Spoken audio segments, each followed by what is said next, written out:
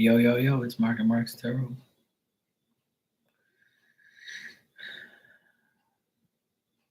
Please pray for those who lost their homes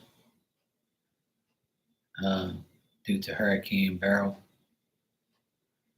All those affected by it. Hurricanes ain't no joke. I've been through a lot in my lifetime.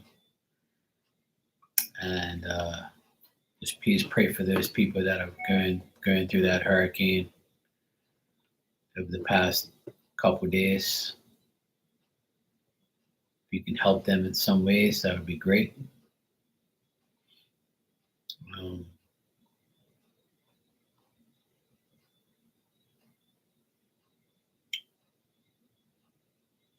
Also remember,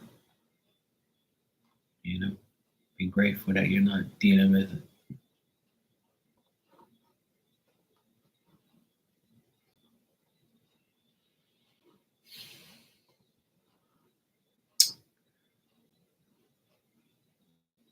Hey Virgo, how you doing, sweetie? You all right? I had a very productive, decent day. I got a lot accomplished. Energy was good. Everything was good. I had a progressive, decent day. Oh man, you gotta get up at 4? Holy shit. Hell no. Yeah, I was just yeah, I had a good day, but I just can't I don't like turning on the news and seeing all the negative shit, but two people I know passed away this week. Um, a girl who my sister went to school with, which is one of my friend's baby mama. Yeah. She was sick for a very long time, but she got really sick recently. She was 43 and she passed away. She's been living in a wheelchair for like years. So she was in a lot of pain anyway. So she had four beautiful kids. I know some of them. So we got word today. She's been passed away for a couple of days, but I think it was on like kind of hush hush. But it was in the newspaper today. My mom called me and told me because her baby daddy is one of my very good friends that I live next to. He still lives next to my parents. His parents live next to we live right across the street from each other. And I just saw them together in the grocery store probably a couple months ago. I saw her in the wheelchair and she had oxygen hooked up to her and stuff. She went to school with my sister. She's younger than me. But she finally passed away after all she's been through. So at least she's in spirit now and she's not dealing with no physical pain. That's the blessing of, you know, dying, I would say. The blessing of passing away and dying is you're no longer in pain. You know? So, and then a older man, he's 89. He went to my church. I know his kids and I know his family, and he passed away too. Mr. Stevens. He's a really good man. He knows my dad very well. I know him very well because he was always involved in the church. Good people, good family. He was 89. He passed away too. So it's weird because this year a lot of people I know personally and know of have passed away.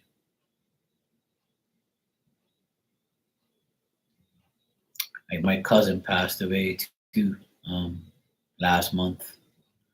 We didn't even know she passed away because she wasn't living here. She was in Scotland. She married a guy from Scotland and she left. I didn't even know she was away. I haven't seen her for years. She died of cancer too. She was 54. So life is short. I tell people all the time, life is short and before you know it, you're gone. And age has no number for death. Death is inevitable. It's going to happen at any age. And, it's sad to see some people go, but it's life. And then I look at that hurricane that's out there. That fucking thing is unbelievable. I can't even believe that shit exists. Like that thing is fucking huge, and it's 165 miles an hour with gusts of 200, and it's going towards Jamaica. And I have so many friends in Jamaica, and so much like people I love and know out there. My sister's work colleague is out there right now with her children for their graduation, and she just got there 2 days ago, and now she has to face the worst hurricane in history. Fuck me. I'm like, wow, I feel bad for some of those people, man. Like, I saw the devastation and destruction that thing did to that island, and I'm like, you gotta be fucking kidding me. Like this shit's. That's why people who like complain about fucking petty shit, it pisses me off. Like, cause you ain't even been through a hurricane. You don't even know what it's like. And you want to complain about petty ass shit. Try losing your house and shit coming outside and or being in the house and watch your roof fly the fuck off and you ain't got no food, no electricity for months. Like a lot. That's why like I get kind of pissed off at people who run their mouth and complain that they don't have this and they don't have that. Try not having nothing after a hurricane leaves. Like these people, they were on TV. That shit made me cry.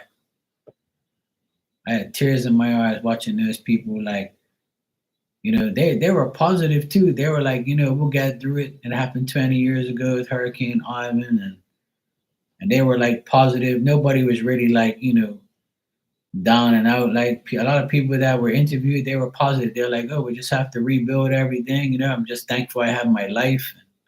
Thankful I ain't injured. Like that's the first gratitude that you should say like after something like that. But then you get those people that, oh, I'd rather die than face this bullshit. Oh my God. Like, fuck you talking about? You know how many people wish they had a decent life and a chance of life? Like, fucking idiots, man. So yeah, it's like, I had a good day, but when you turn on the news, you're like, what the fuck is going on? Like, how the hell is this even possible? Like it's nowhere near Bermuda. Like it's nowhere near me. But I just feel for those people, like, cause I know what it's like going through that shit. Like I've been through tons of hurricanes, devastating ones like that. I've been through three ridiculous hurricanes where it's like I'm gonna fucking die. Like what the hell? It's like fucking crazy. It's fucking nuts.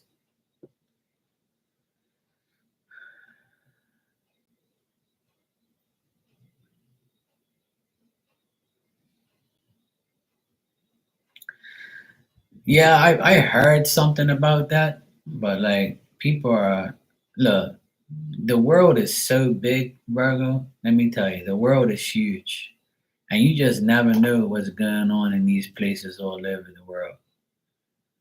You know what I'm saying? It's like I I don't doubt anything that like happens in this world. I really don't, because like there's so many things in the world that you can never know exactly what's going on, and you how can you not believe certain things and how could you doubt certain things because like we're in our only confined little space that we live in, right? Hey Dan, how you doing? So it's like we're in our confined space, we're living in where we live, but what about the rest of the world? Like of course there's portals and crazy fucking shit everywhere. Like I believe all of that stuff. Whatever they're saying, I believe that shit. Whatever's happening is out there. I live on a rock, an island called Bermuda, and it's 22 square miles long. It's an hour to get from one side to the other. There's only 65,000 people here, so I don't really give a shit what goes on in the rest of the world. I'm living in a great place, and you know, eh, I don't really, I don't know. I'm just on a rock in in a world that I don't know nothing about because it's everywhere. The world is so big, man. You never know what's going on in the world. unless somebody tells you or has evidence of it. So I believe all that. I believe whatever people say. I believe a lot of shit's happening that we don't know, and what goes on goes on.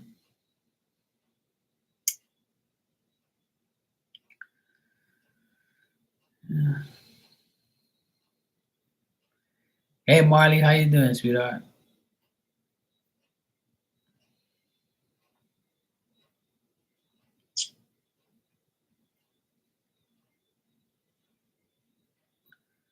So yeah, it's uh it's crazy. I know that the world has a lot going on, you know. I had a great day. Everything I got a lot accomplished. I went to do a lot of things that I was meaning to do. I solved a lot of issues that was going on, and I dealt with some things that I have been meaning to deal with. It's been raining here all day, so I when it rains, I get like other things accomplished that I need to get accomplished, and I did a lot. I got a lot accomplished today. I was happy. But like I said, you turn on the TV and then you see this fucking monster hurricane about to destroy all these people, and you're like, I wish I can do something. Like, you know what I mean? Like, I wish that it didn't exist, and that shit would just leave people alone, like, and just go wander off in the ocean. Like, the ocean's big. Like, go fucking blow somewhere else. Like, go away. But it's not possible. It's just it's a part of life, and it's it sucks because I feel for those people that are about to get destroyed. And it's still early. It's only July, and you know, here we are with a fucking hurricane that's about to destroy people. Then you have these people who are, going through war, and all those people in Israel, and all these people all over the world. They're just going through bullshit, and then you have other people that are just worried about, some petty ass shit. So that's why I kind of get frustrated with some people. Like, but hey, on a positive note, uh, I'm glad that everybody's okay that comes in here. I'm glad that we're all right. I'm glad that my family's okay. I try to make sure that I don't really dwell on, the negative stuff, but I acknowledge, some of the stuff that is out there, and I talk about it, but like I try not to let it get to me because it's nothing I can really do about it, but just pray that people are going to be okay. That's all. And I pray that I don't get no fucking hurricanes this year. I don't want to even see a damn hurricane. Don't even come around me. Go away. And stay away from everybody. Go in the ocean and go fishing.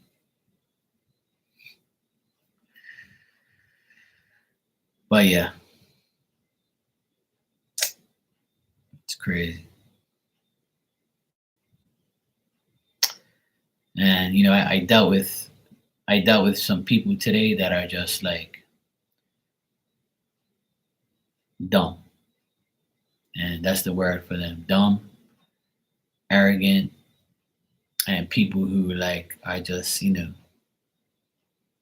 I know we can't always be around positive, decent people, or we want people. I think as people, we want other people to be nice.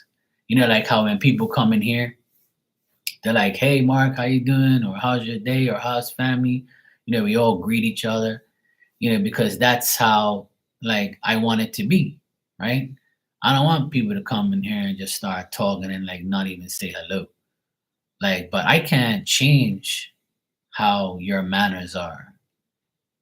You're gonna be who you are, like, and you're gonna say whatever you want. You're gonna feel and do whatever you want. And I don't know what you're gonna do, so I'm not gonna really complain or say anything because that's it happens, like. But I walked into this shop today to go get some. I need a pair of like black Nike shorts to go with all my uh, sports stuff, right? Because all my teams are Nike, and I don't really wear Nike like that. But now that my team's all like Nike shit, I wear Nikes. I have to get some Nike shorts to go with all my stuff. That's just what I want. So I said, let me buy Bermuda and go to the store. I dropped off my nephews at the dentist. And I said, I have about an hour to go shopping. So I went shopping, found a park, thank God. So I walk into this shop, and there's two guys, an older guy, and he owns the place, and he's like working there, and he's got like a guy working for him, young guy. And they saw me there, and they didn't say hello. They didn't say, hey, you need any help, bro? Or how you doing, man? You good? Nothing. They never spoke to me. I was in that shop for like 30 minutes, just looking at everything. And they never once asked me if I was, if I need anything or nothing. They were just a bunch of fucking idiots. And I'm like, wow, you know? And then I was like, you know what? I came here to get the shorts. I see them. I'm going to buy them. I'm going to go to the counter and I'm just going to put the shorts there. And I'm not going to say, hey, how you doing? I'm going to buy the shorts and fuck you. That's how I feel. Right? You got what I want. I'm going to get it, buy it. And I don't give a fuck if you say hello, thank you, you're welcome. I don't give a shit. And that's how my attitude was. Like, cause I weren't gonna try and change that person to be, happy or say hello or ask me if I need anything. Fuck you. So I was like, I'm gonna treat you like you treat me. That's all. And I went at the counter, put it there. He scanned it. I paid for it. He put it in a bag. He said, "You want your receipt?" I said, "Yep." Took my receipt and goodbye. I didn't even say thank you. I was like, "Yeah, fuck you. You're an idiot." You know. It's just piss poor. Like people are just like, I'm buying something at your shop and you don't even say anything. It's like you're just a dickhead. I was like, whatever. Then I called this the social insurance department so I can get my letter for my commercial vehicle for my business. And it's been 3 weeks. They haven't sent me the letter. They're the only ones I'm waiting for. And I pay my social insurance. I pay everything. I'm up to par. I'm good. So I said, let me call this lady, her direct line, see what the fuck's going on. I got the answer machine on the third ring. This is so and so. I'm not in right now. Please leave a message in your number. So I was like, good morning. This is Mark, blah, blah, blah. It's my number. I sent in a form. I'm still waiting for my letter. You're the only ones that I'm waiting for. I need to hand in my paperwork to get my vehicle. Please call me back on this number. I'll greatly appreciate it. Nothing. Then I was like, okay. Must be asshole day. I said, okay, cool. So then I called my friend like about a month ago and asked him if he can get one of his technicians to check my water heater that goes to my pool because it's not working. So I called the place today. I called like his secretary person, and I was like, "Hello, my name is Mark. A month ago I asked to get this water heater fixed. No one's said anything. No one's told me anything. I was wondering what the update is." And they're like, "Oh, well, the guy that does it, he's busy." And I say, "Well, why don't you like let me know that? I can go get somebody else. I'm waiting a whole fucking month." And then she was being a bitch and said, "Oh, how much do you get a lot of work from us?" I'm like, "Listen, I know your boss. His name is this, this, and this. Okay, I'm a good friend of his, and I've given him a lot of work. You can go ask him if you want." And I don't know why that's relevant to what a guy coming to fix my shit. How do you think you get clientele, sweetheart? And I was like, you know what? Don't worry about it. Just when the guy's ready, just tell him, Mark. He knows me. Like, tell your guy to call me. All right. You have a great day. Go fuck yourself, you little bitch. So I was like, you know what? These people are fucking so irritating and so dumb.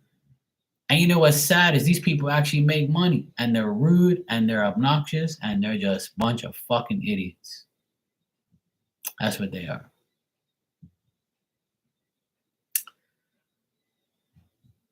Then I called this other guy and I said, "Hey, bro, how you doing? It's Mark. Hey, what's up, Mark? How you doing, man? Good, good guy, good, nice guy. He was cool." I said, "Look, bro, I'm looking for this part for my water heater for my pool. Do you think you have it?" "Oh, I don't know. You have to call this other guy." I'm like, "All right, bro, what's his number?" So I called the guy, he didn't answer. So I texted him, WhatsApped him. A couple minutes later, the guy didn't even say, "Hey, thanks for contacting me," or something like that. He just says, "It's a bad sensor." And I was like, "Well, do you have the part number for it so I can get it? Or can you get it? Or what's the deal?" So he sent me the part number. He never said hi, hello. He didn't say nothing. And I said, "Thank you very much for your help. I appreciate it." He didn't say nothing else. So then I text the other guy back and said, "Look, the guy gave me the part number. Can you check if you have it?" He goes, "No, I ain't got it." I was like, "Don't worry about it, man. I'm gonna go online. I'll find it and I'll order it my fucking self. And I'll put it in myself too." So I went online and within 20 minutes I got the part and it's already on its way.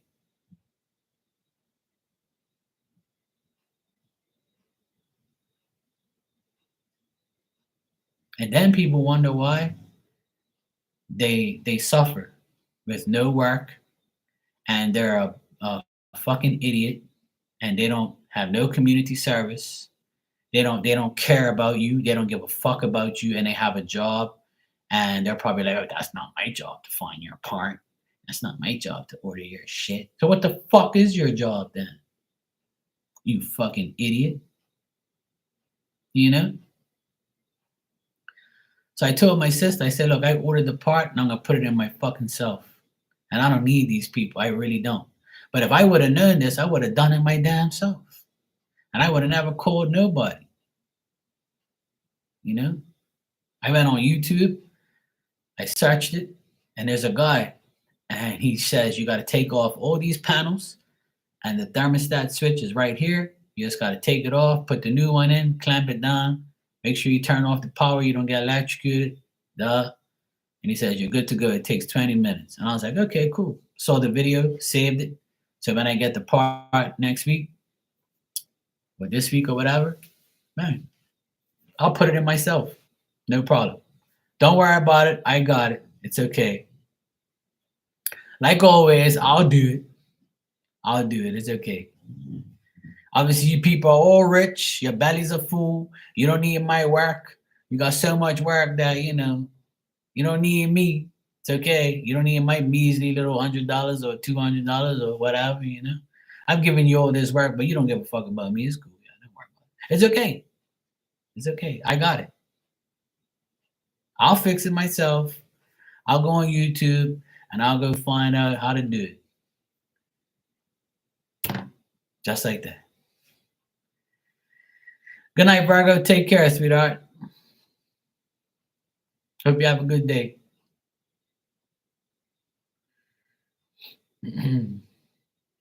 Thanks for saying have a good night. Unlike these other people, they don't give a shit if I have a good night. They don't care about my day. Well, oh shit.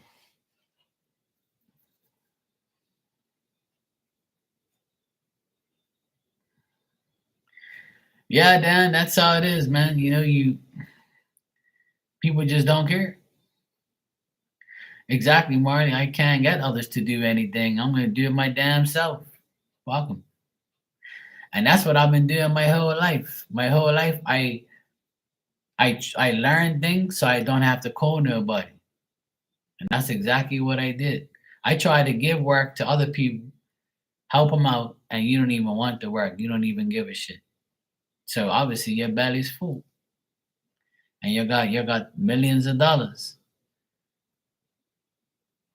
So I might as well do it myself then. Because I'm Bill Gates' cousin. You know, I got a shitload of money. I do whatever I want. Oh, wow, man.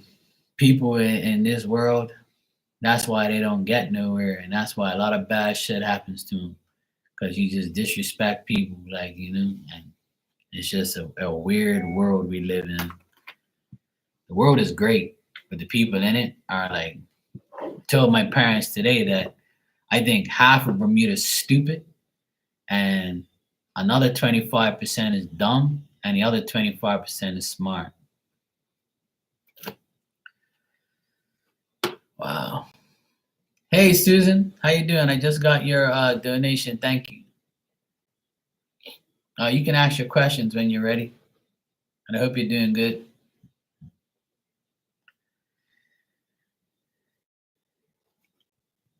I'm doing good. I'm just here, talking shit about how bad customer service is, how bad people are, and how miserable people are, and they don't say hello and hi and how you're doing, no common courtesy.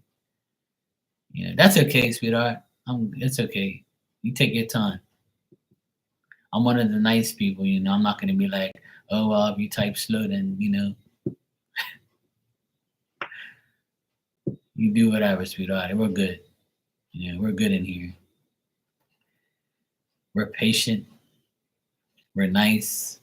At least there's one place we can go where, we can be all civilized and be all cool and live our and be happy. We ain't gotta worry about nobody, being rude and you know.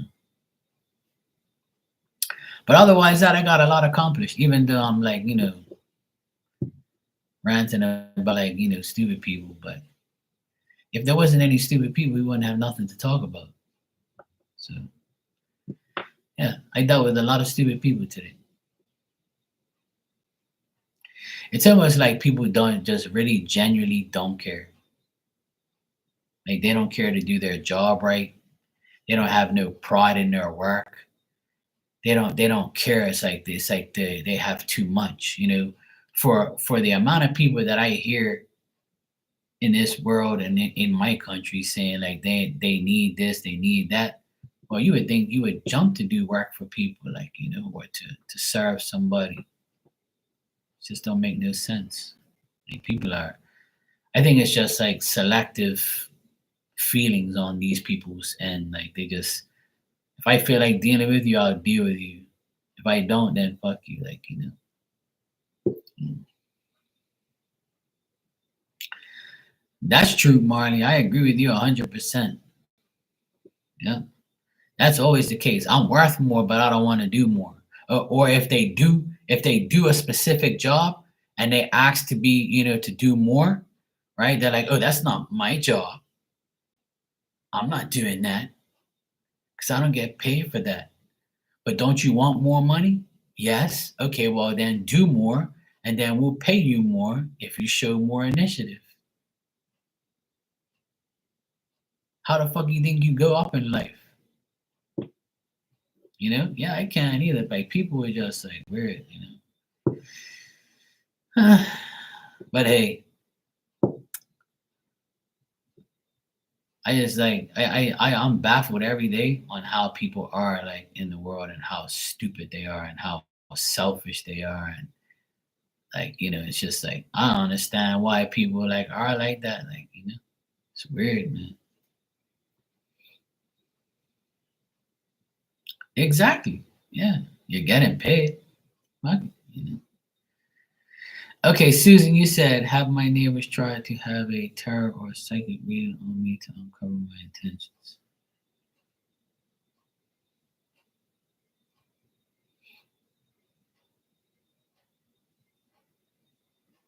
Okay, I'll check. Hey, Matt, how you doing, bro? You good? We're just here shooting the shit and talking about bad customer service and how people, don't care and how sad it is. That's the topic.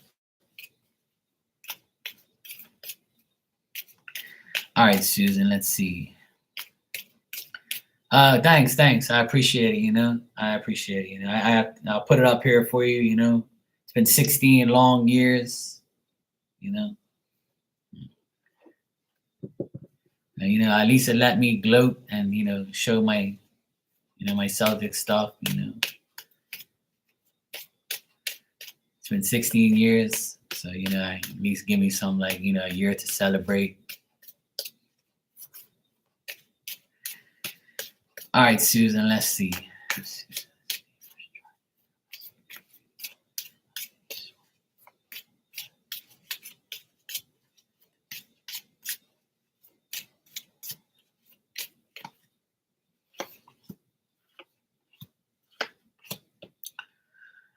Susan, I would say no. They haven't tried to do anything like that. I honestly think that they don't really care about anything that you're doing. To be honest, I think they're more like suspicious of what you're doing, but I don't think they've gotten readings on you or anything like that.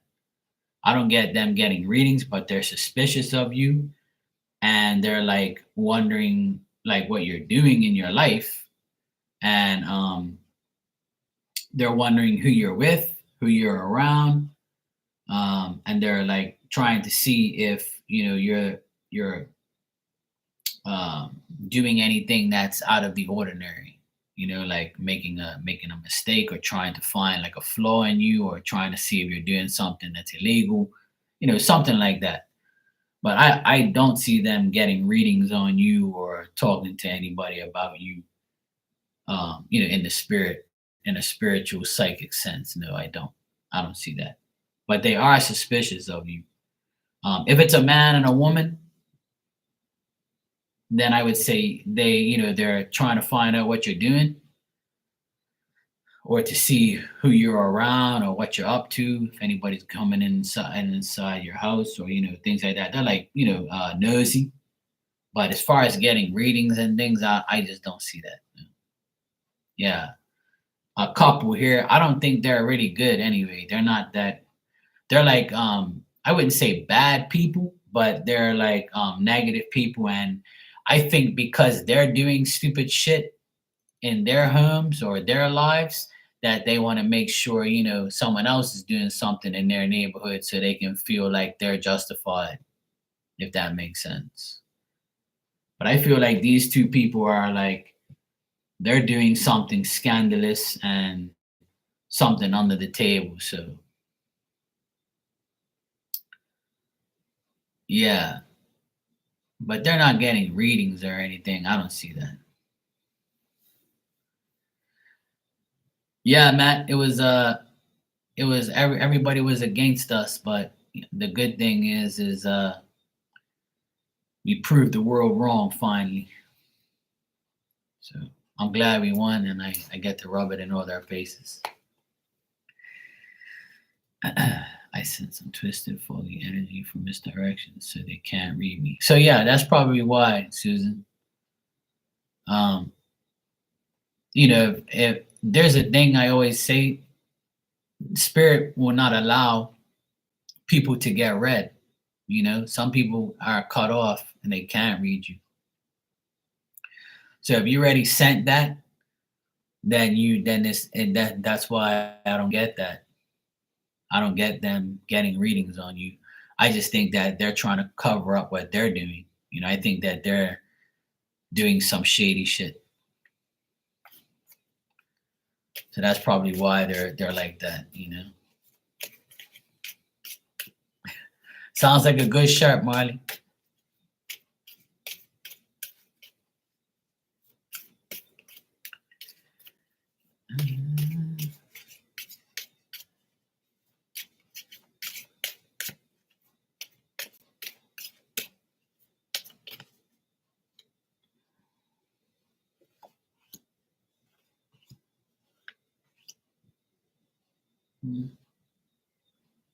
Yeah, sounds good. Yeah, I mean, even if they have asked about you, right, which I don't see, but even if they have, it's not working anyway. And I'm getting that the man that lives there, the man that lives there, he's like a really tricky, deceptive type of guy. And the woman just goes along with him. And they communicate, they talk about you probably, but I don't see them like successfully getting psychic stuff about you. You know what I mean? The guy is worse than like, and I just think the guy's bad, but the woman is just like going along with it. She's got better energy than him. And I think they just talk about people, you know? They just talk about you and talk about others, and then even if they tried to get psychic reading, it didn't work. So that's why I got no, because it's not, they didn't read, they couldn't read you. So even if they got a reading, it still didn't say anything about you anyway, But I'm getting they didn't get any information on you. They didn't get no information. Hey Antigone, how you doing? Yeah, I would say so, Susan. I would say so. I they just like, when you have a neighbor and they're doing good things and you're doing bad things, you like it's like they want to make sure that you're not snooping on their shit and seeing what they're doing and snitching on them. So as long as you stay out of their business, then you'll be fine. I would say not worry about them, and they have no power to like read you anyway. Unless you like how you came to me, obviously spirit's gonna be like, okay, you trust Mark, so we're gonna let you read the situation. But if you don't want to, then no one isn't going to read you like that, you know. And even if you do, it's like you still don't really know the truth unless you see the things happening. So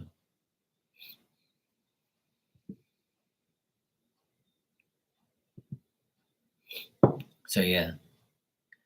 So Susan, I would say that, there's no worries when they're concerned. They can't see you. They can't read you. Or whoever they're with can't read you.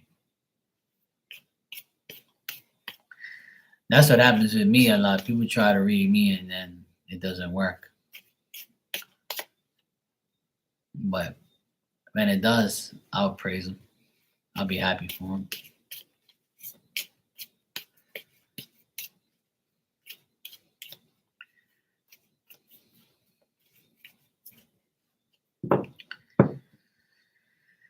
Yeah, so let them dream up things about you and let them do whatever they want. It doesn't matter. I don't see like them threatening you or doing anything to you. I feel like you're protected, so you're good.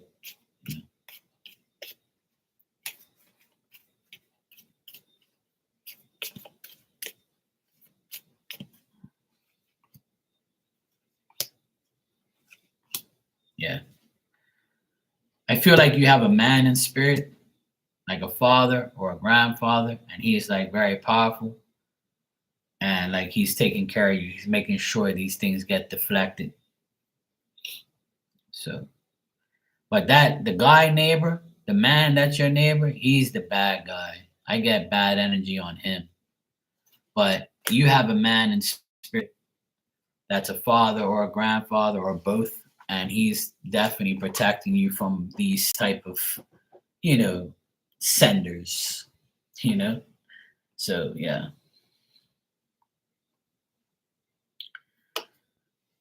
But you're good, Susan. I don't get nothing like bad, Something like that. Antigone, you can read me if you want.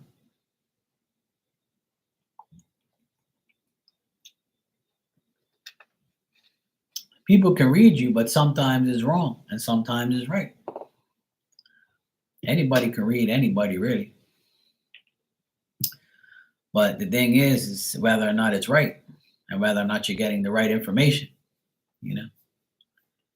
Yeah, it's okay. I'm just letting you know. You can read me if you want. It's cool. I got something for you to read. Oh, your fiance is in spirit. Oh, okay. Well, that makes sense then. That makes sense. It's a man, so he's like helping you. You know.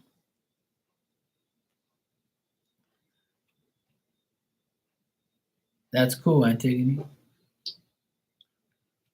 That's cool. Well, if you held my hand, we can see a lot of things together. You'll be able to see a whole nother world.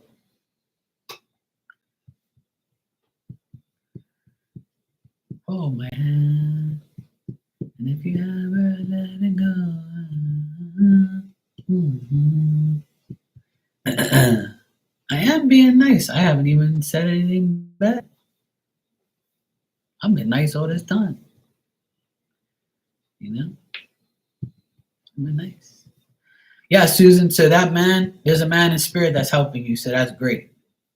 I saw that in the cards. There's a man that's helping you. So if that's your fiance, then he's definitely making sure that you don't get zapped by these people. So, and if you believe that, you'll receive that.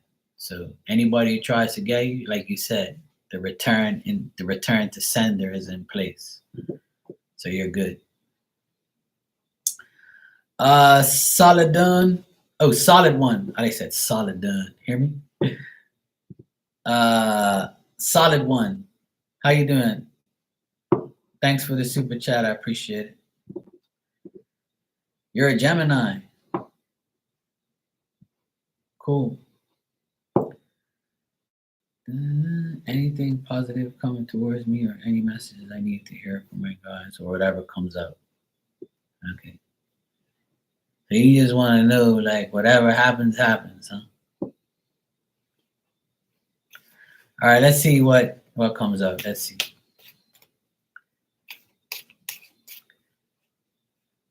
I'll tell you one positive thing that will come to you. You waking up tomorrow morning and having life and having air to breathe, you know? Not me, Dan. I'm only Aquarius on Tuesdays.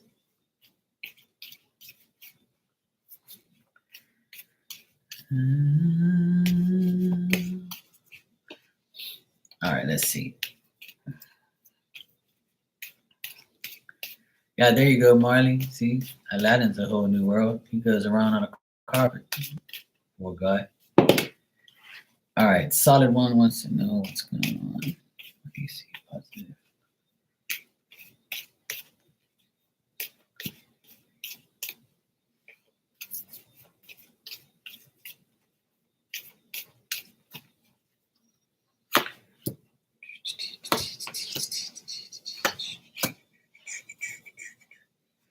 All right. So as far as positive things coming your way, I would say that you're going to be happy to get an email, a letter, a message, something that makes you happy. If you're waiting for some communication about something that you want or need or some type of offer, you're going to get like a message within the next 48 hours, I would say. By the end of the week, it's Tuesday. Yeah. So I would say by Friday, you're going to get some type of message that makes you happy. Some phone call, text, something that makes you feel really happy, something that you enjoy, something that makes you handle something. You're literally going to be eligible to get something that you want or you're waiting for. This is something that's destined for you.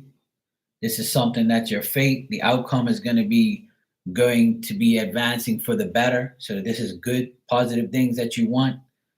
So this is something that you might be approaching the end of a problem or a situation, and you're finally going to get the answers you need, or you're finally going to get something that you actually want after going through some bullshit. So if this is a legal matter or something to do with court or something to do with getting something, then you will get it. And this will make you feel properly balanced. It'll make you feel like you got your reward. your good intentions and your like self-satisfaction. So this is going to be just for you. This is going to make you happy. This is going to make you feel like, hey, I put in the action, I put in the work, I finally got what I've always, wanted, or this is a step for me to get to the next step. So I got all good things here. So, the positive stuff is good here. The only thing I would say is stay away from immature people or people that don't give you good advice, people that are Debbie Downers, negative Nancy's, you know, people that are trying to make you inactive or dull or feel like you're not going anywhere, shit like that. Good night, Marley. Take care, sweetheart. Thanks for coming by.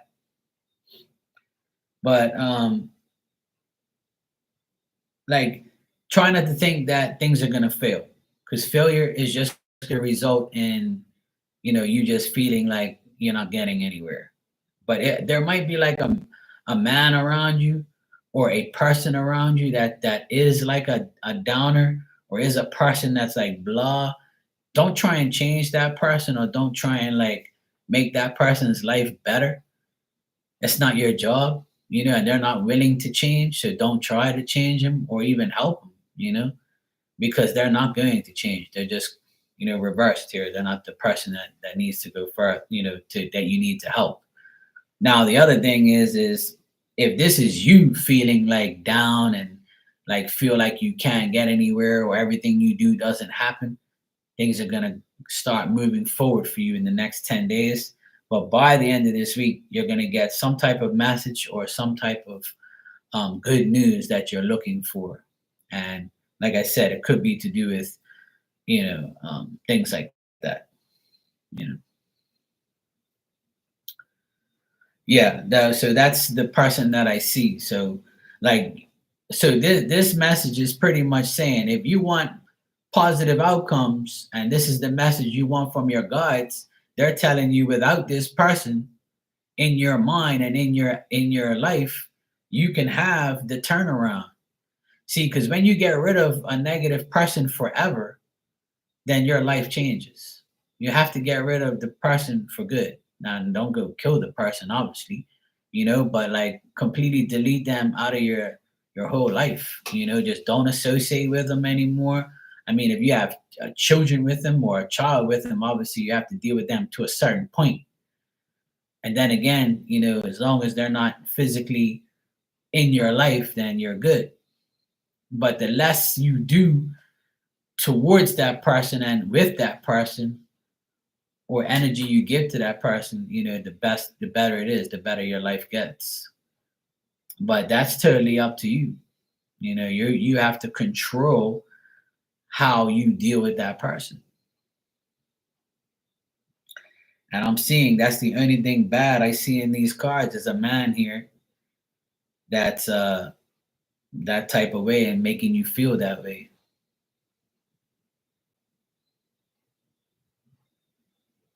So yeah, that's what I got.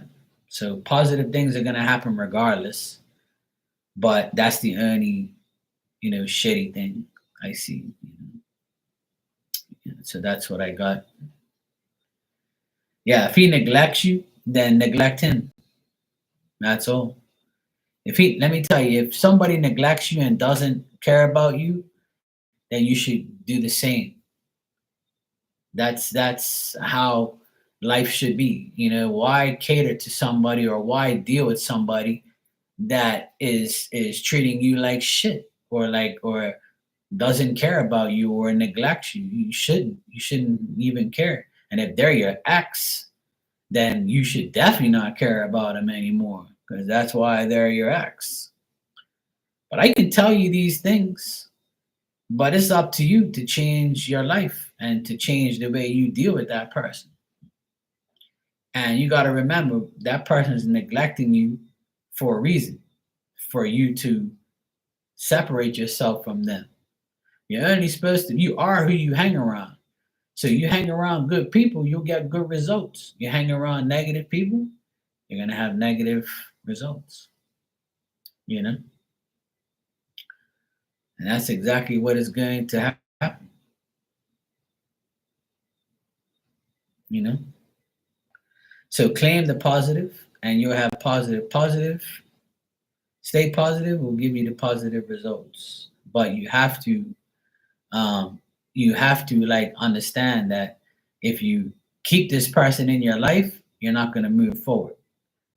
Once you cut that cord and cut your ties to that person, then things are going to start to happen. You'll get a reward that is being shown here. You'll get your justice. I got the justice card as the outcome. So for me to get the justice card as the outcome in the reading that I'm doing, it means that you are going to have self-satisfaction once you get rid of the past things that are in your life. You get your just reward, which is your self-satisfaction of not dealing with an idiot anymore. And take it from me, it was the best decisions I've ever made is get rid of people in my life. Especially people who are pushy, annoying, aggravating, and demanding, and negative. So if you do those things to me, I'm not going to pay you no mind. I'm going to be like, yeah, whatever, go away. And then my life gets better because I don't have you in around me aggravating me or disrespecting me or neglecting me. So that's my advice to you, Solid One. And that's just that. It's like Antigone. See, she aggravates me all the time and she comes in here. I need, I want, I need, I want. I'm going to hold your hand. I'm going to do this. I'm going to that. I mean, like, you know, whatever. I want, you love me. Man, I want attention. Look at me. See what I have to put up with? You're welcome, Solid One. Stay solid and do what's best for you. That's my advice. You're very welcome, and I appreciate the super chat. Thank you. I only love you when you're asleep, because when you're asleep, you don't bother me. See, when you bother me, I don't love you. But when you sleep, I do. So you're like the sleeping beauty to me. When you sleep, I'm like, oh, look at Antigone. She's sleeping. Thank God. That's when I love her the most. That's when I love everybody when they sleep. So everybody that's left here and said goodnight, I love them more now because they're going to sleep. So they're nice and peaceful and I ain't got to worry about them. You're about to go to bed in 20 minutes? Well, that's when I'm going to love you the most, in 20 minutes. So 20 minutes more, I'll definitely love you then. I'll definitely love you. See? I love Dan on Tuesdays. Dan goes to sleep early on Tuesdays.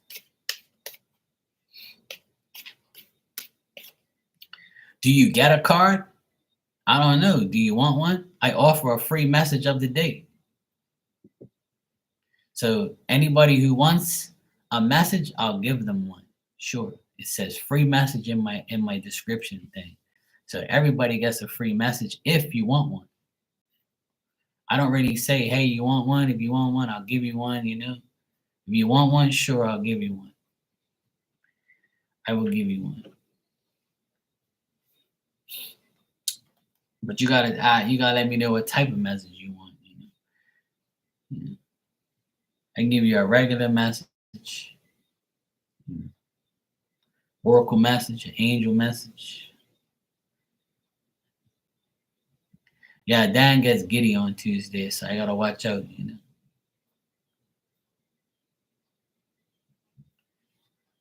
I gotta get Dan's birthday cake ready. You know, got a month left.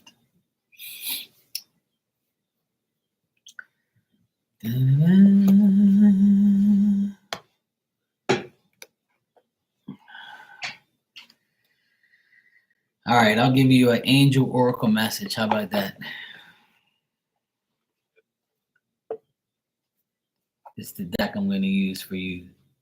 See, Angel Guide Oracle book. See.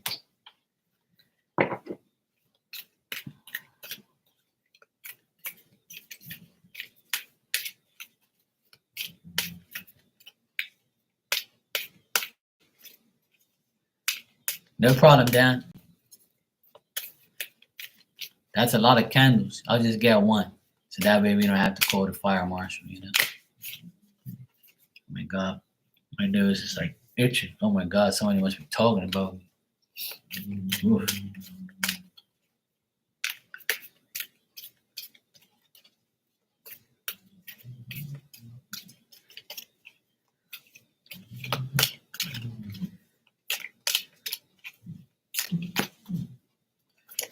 All right.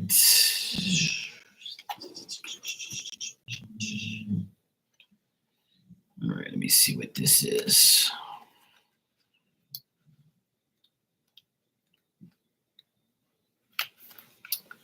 All right. This is your card. It says Mother, Father, God. And it's a woman putting her hand up in the air, looking into the sun, and she's happy. All right. This says, this card is one of healing and wholeness. Whatever stories you may have heard about God being judgmental must be washed away. Divine energy can never hold a grudge against you, for you are an extension of its love. This card also brings the possibility of parental healing. If you would like to clear up difficult energies between you and your parents or ancestors, know that the angels are ready to help. They are guiding you to see the world in the eyes of the Mother, Father, and God. And remember that love can heal anything. If you have ever felt that you aren't good enough, or that that you are being judged, or that you haven't been the best you can be, know that you are forgiven. The angels are with you today to help you create a healing wave between you and your divine ones. So it's time for me to go to bed. It's 11:30, so yeah, I would say maybe about another hour I might go to bed. I've been on here for an hour. So this card is basically telling you to have faith and know that everything is possible for you. So you asked, right, about a contest you entered. So it looks like you're going to do good in this contest because your divine ones are making sure that you win or you do good. So that's what I would say. You're not supposed to hope, you're supposed to already know you won. See? When you believe in God and believe in spirit helping you, then you should already win. That makes you win. You already gotta act like you won. And feel and know that you won already.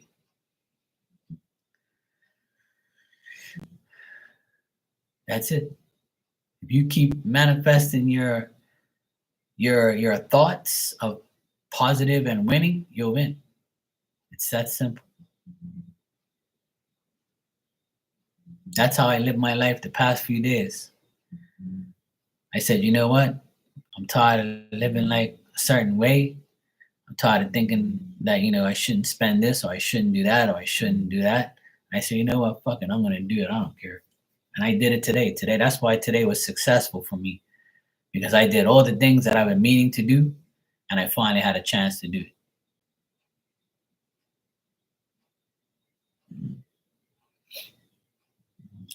Yeah, I believe that, Dan. I heard all the scriptures a million times when I went to church, but I can't remember all of them by heart. But I feel like my faith brings everything to fruition and to the present. Hey, Becca, how you doing, sweetheart? I'm glad you came to see Daddy. How's my angel daughter doing today? Yeah, there you go. See, if you know you already won, then you win. That's why I always win. I went every day. Oh, okay, cool, Dan. I like that. I miss you too, my angel.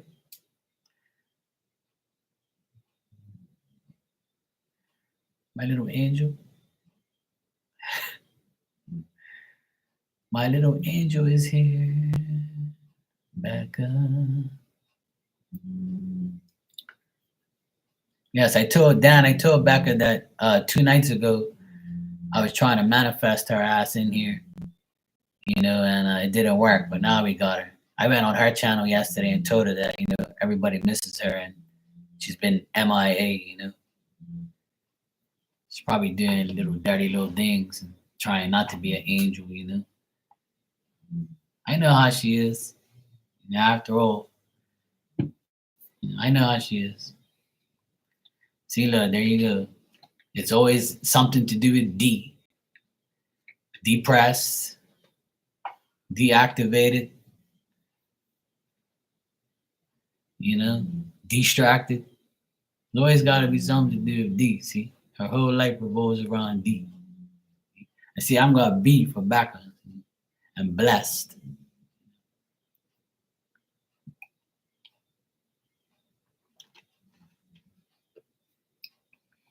Yeah, see, I know. Don't be depressed. Gotta talk to daddy. It was weird because I've heard it was crazy. When I went to the okay, Antigone, good seeing you. You're welcome, and thank you too for being here. I appreciate it. Yes, go to sleep, get your rest, and know that you already won. So I was going I parked my car and I went towards like the door of the grocery store, right? And there was a guy right next to me with his kid, and he was on the phone. And he was like, "Yeah, man, I told this girl, why are you home all day? Is it really that bad that you have to be home and not go to work because you're depressed? Come on, girl. There's more to life than these things. Like you have to, live your life." And this guy was probably like maybe 30. I'm thinking like he's probably around 30. And then in the shop, we crossed paths again. He's still on his phone talking to this same person. And he's like, "Yo, what's up, bro?" I was like, "Yeah, what's up, bro? Cool?" He's like, "Yeah, cool." I'm like, "Yeah, whatever." I don't know. I don't know who he is, but he was like, "Yo, what's up, bro?" I'm like, "Yeah, what's up, bro?" He was talking to somebody about somebody else that was depressed. Life's too short to be depressed. You're supposed to be happy of all the things that you have and all the things that you've accomplished and all the things that are good for you. I know life ain't easy, but we can always, change our perspective and look on the brighter side of things. And if you're not getting off your ass and making things happen, then you only have one person to blame, and that's yourself. And that's the truth, but a lot of people don't like to hear it. But yeah, that's what you have to do. You got to get out of your head and put good things. Yeah, you need to distract yourself. You need a BBC special. That's what you need. I know a BBC will be perfect for you right now. It'll get your mind decompressed, you know. But all you need is a dose of daddy, and you're good. You can talk some shit, have fun, laugh a bit. How about I give you a message to brighten up your day? There's nothing like a Marky Mark's Tarot message, you know, of choice, of course. I'll give you whatever you like. You got to tell me something funny? Oh, shit. Sure, I love to hear funny things. I'm going to fall out of my chair. Oh, fuck. No, I don't want to fall out of my chair. I might hurt myself. I'm getting ill. From the D deck. There you go. See, Dan's catching on. That's why Dan's name is starts with D. That's why he got an Aquarius wife. She knows what's happening.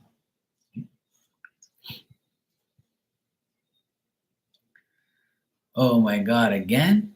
Dang. He reached out to you. He's really persistent. So what happened?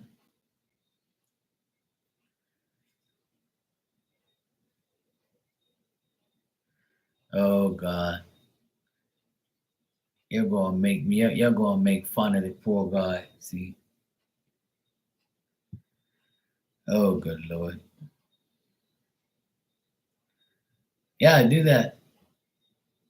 I remember you showed me him before. You sent me something before about him. You showed him to me. Yeah, you showed me something about him before. He was like, you showed me some pictures before you showed me. He was like, yeah, this is my dad. That's crazy. It's really sad how many like fucked up parents there is out there. Like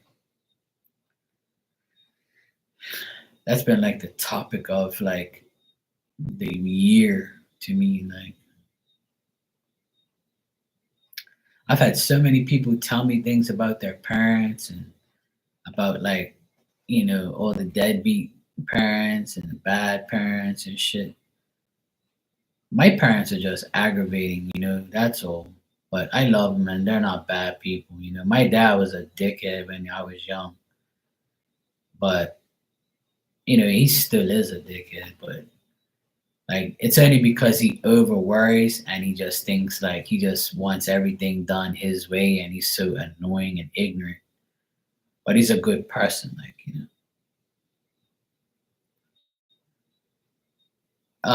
Marky Marks Tarot at gmail.com.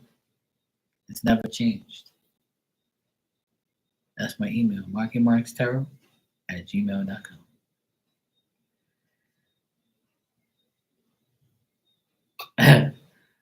Probably, Dan.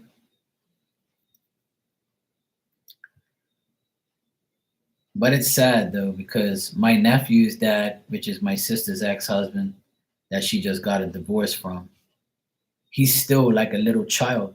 Like he's mentally like he's mentally fucked up. It's pretty sad.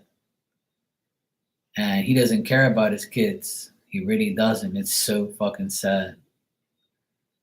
And but it's sad for him because it's great for me because I get to raise my nephews and I love all six of my nephews and I help raise all of them. I still help them all. I still talk to them all. We still have a great relationship. I'm their favorite uncle. And I know that for a fact. They all talk to me, laugh with me. My oldest nephew, he's back from college and he went fishing over the weekend and gave my sister a bag of fish to give to me to cook for everybody.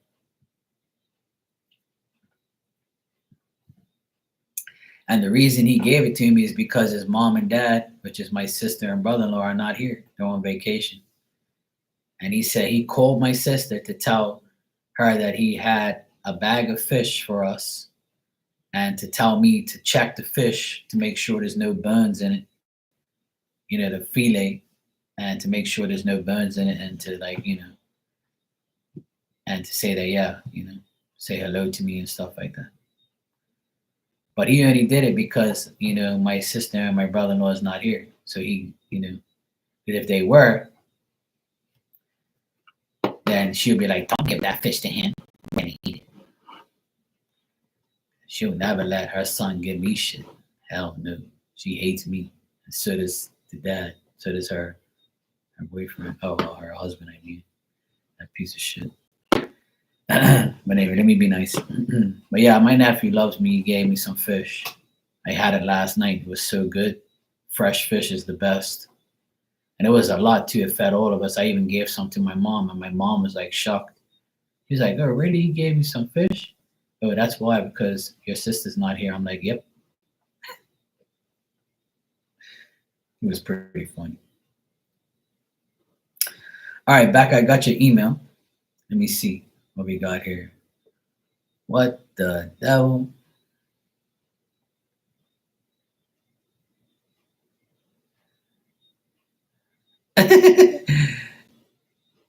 Oh, really? What the fuck? This guy's on some next level shit. Oh, he's flexing. But that profile picture's from like 3 years ago. Dang, he's flexing.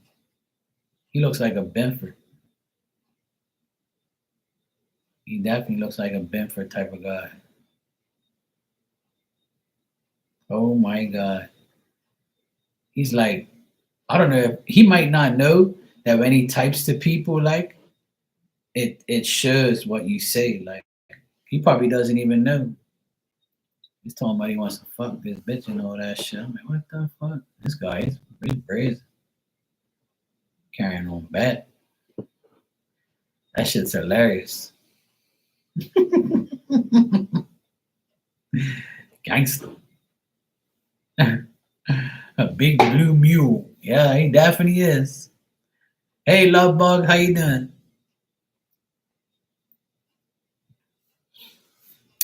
Yeah, Dan, that could be the worst scenario.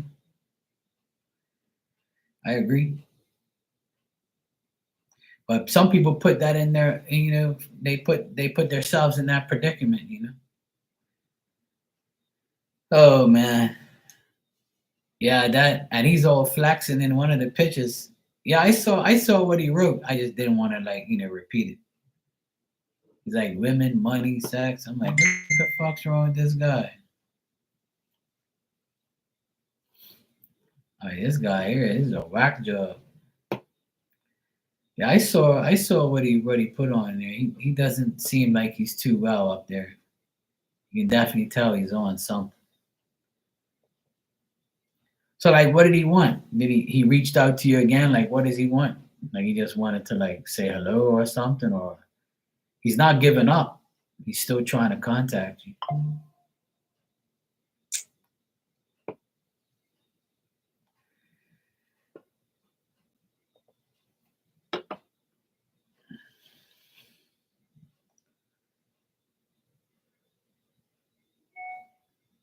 Yeah, I'm sure he does. That's why he keeps but for what? Like.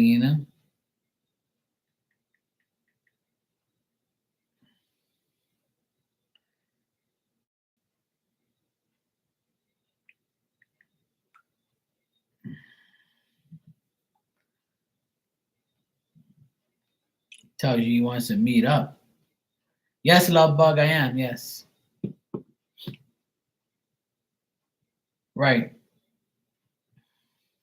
Yeah, you don't have to meet up with him, but you can just talk to him online or whatever. Why don't you video chat with him? Tell him to video chat with you so you can actually, sense his energy and see him. I don't know if you want to do that. That's up to you. I'm just giving you a suggestion. Instead of meeting up with you, a video chat will get you to where you need to see if he ain't some still think, whack job and shit. But if you don't want to, that's up to you. Like I'm not trying to tell you what to do, but just to see what he wants, what he wants to say. Just say, look, I don't want to meet up with you, but if you want a video chat, then yeah, whatever. Oh,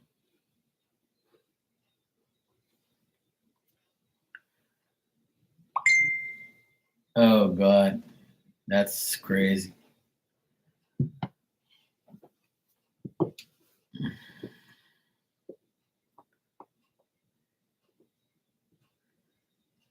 That is crazy. Okay, well, yeah. Well, before you video chat with him again, tell him leave his shirt on.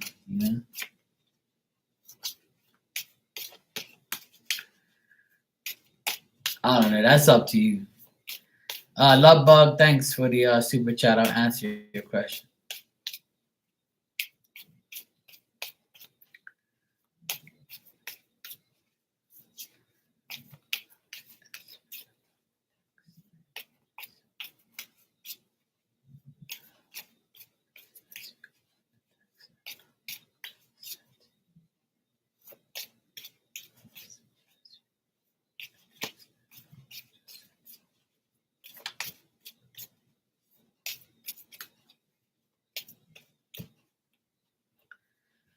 Oh yeah. Yeah, that I remember you said that, yeah. That's a no-no.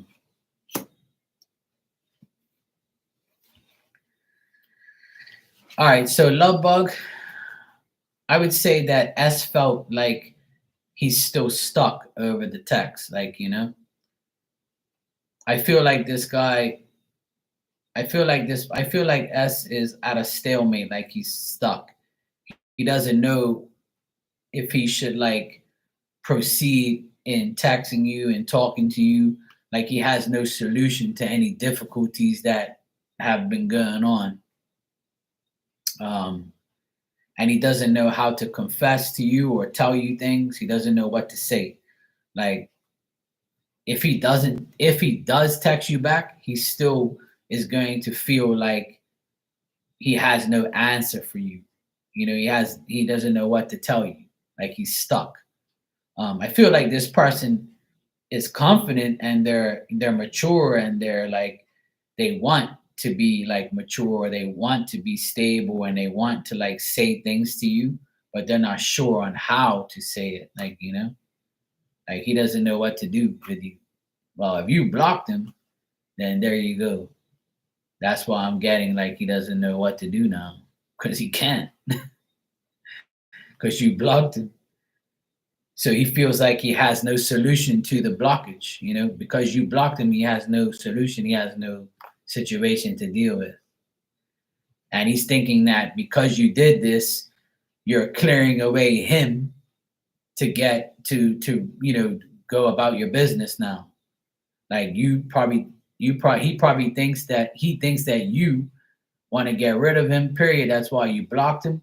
And it's a bad thing or it's a mishap or things like that. Hey Santina, how you doing? Yeah, he can email you, but he thinks that because you blocked him, he has no solution to like to come back to you and say anything to you. So I don't think he's gonna like say anything, you know.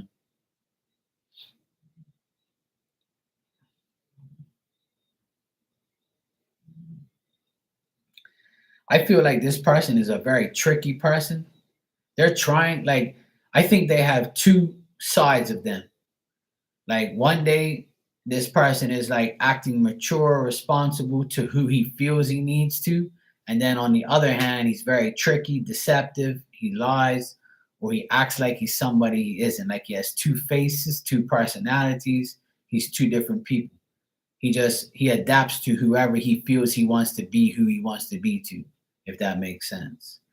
Because I'm getting like a guy who can be cool and be mature and be stable, and on the other hand, he can also be an idiot. Like he can be very deceiving and cunning and things like that. So I would say like that's how he feels. Like, and he feels like because you sent him that text and you blocked him, he's like, oh well, I have no solution to Lovebug's problem. So why am I gonna even care now? You know. So I don't even think that he's gonna like email you or say anything to you. And if he does, he's still not gonna make that transformation. He's still not gonna change. He's still gonna be two different people, you know? And that's how he feels now that you've done that.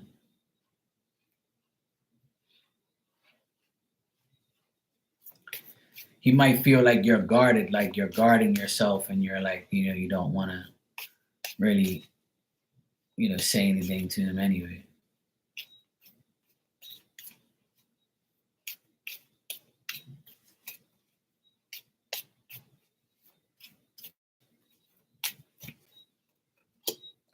Like he still might try to email you or contact you in some way.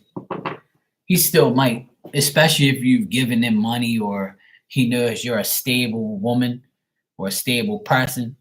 Like if he knows like you got like you have stability and he knows you're like good with your money and your job and your finances, or he used you for those things, he still might contact you in the next couple days in some way. He'll try and like, but he knows he has no solution. Oh, you're divorced. So that's, yeah. There you go. If you're divorced, then stay divorced and stay away from. That's my suggestion. But if you were the breadwinner, then that's the only reason why he would, like, say anything or try to be cool with you, or in some reason to con you or to trick you and things like that. But that's up to you. I'm not going to tell you what to do, but my opinion and my advice is to stay away from him, period. Once you divorce somebody, sometimes it ends, So yeah. Well, if you wasn't, then that's why he doesn't have any solutions to anything.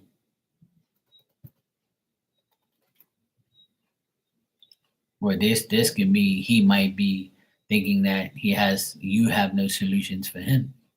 Could be vice versa. But either way, he still might contact you in the next couple days. He still might try to contact you through email or through some way. He's still gonna try and probably contact you in the next 7 days, or by the weekend he might try to do so.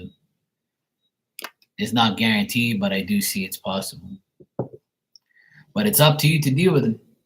It's up to you. But yeah, that's what he thinks. You're welcome, love bug.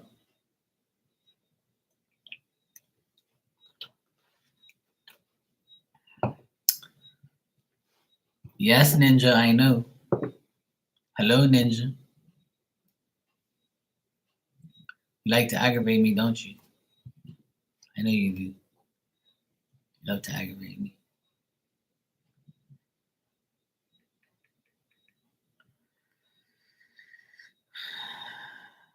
Pain in the ass woman, I tell you.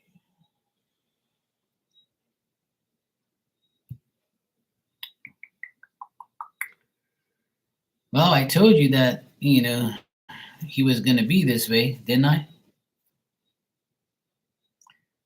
Last time I read this situation, what did I tell you?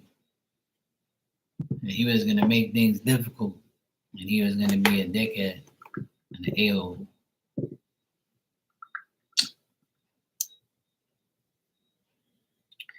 And that's what people do.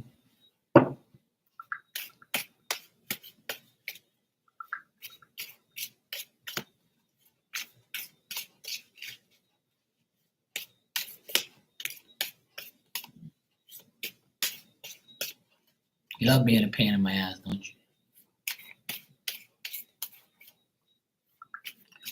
You can type on here too, and just delete it, yeah? You do it any other time, yeah? You got me looking here, you got me looking here, Oh, he's a professional wrestler. That's why he was flexing. That's why he was flexing. He's a wrestler. I could see him being a wrestler. You see, he ain't lying. Give the guy some credit. He's called the drug warrior. His finishing move is putting you to sleep. I believe him. I believe him. He's a new Ric Flair. That's my boy.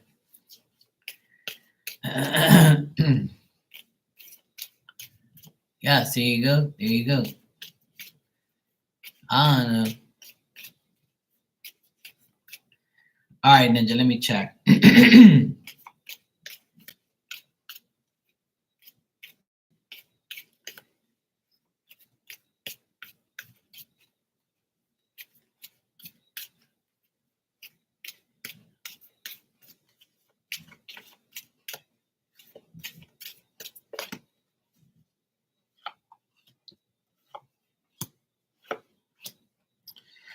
I'm getting he might just do that. He might just go get a lawyer and make things difficult. He's thinking about it. And yes, his parents are thinking about helping him. So I'm getting a yes on that. I'm getting that he's thinking about it, and he might possibly get a man lawyer. I'm getting a man here. I actually got the lawyer card here, King of Pentacles, and his dad is telling him, "Look, you were an idiot if you weren't expecting this to be difficult and expecting it to be not difficult. So because things are difficult now, he feels that if he gets help with a lawyer, he can, get over it in some way." So his dad's telling him, like, look, this is going to be a struggle for you if you do this. And his mom's telling him, look, this is going to be dangerous for you because of the situation you're in.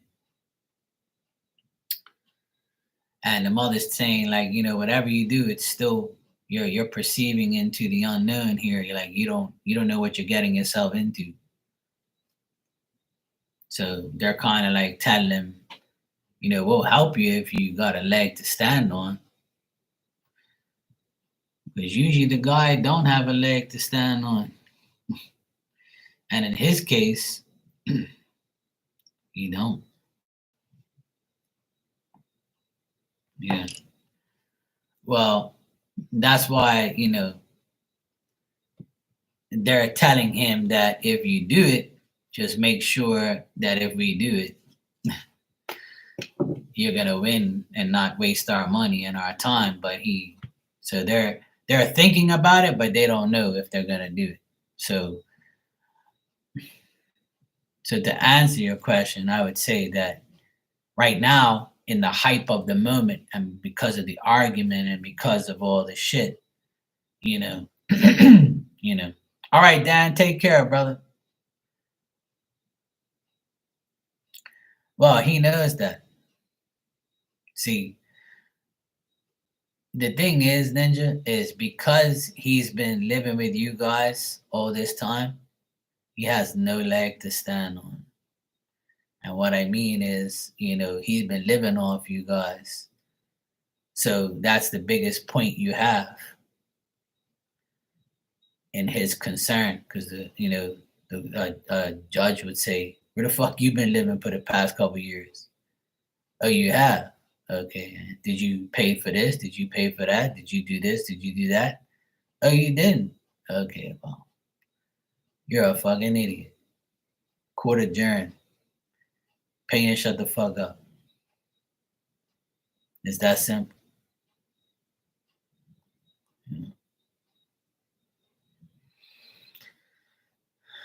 Usually that happens.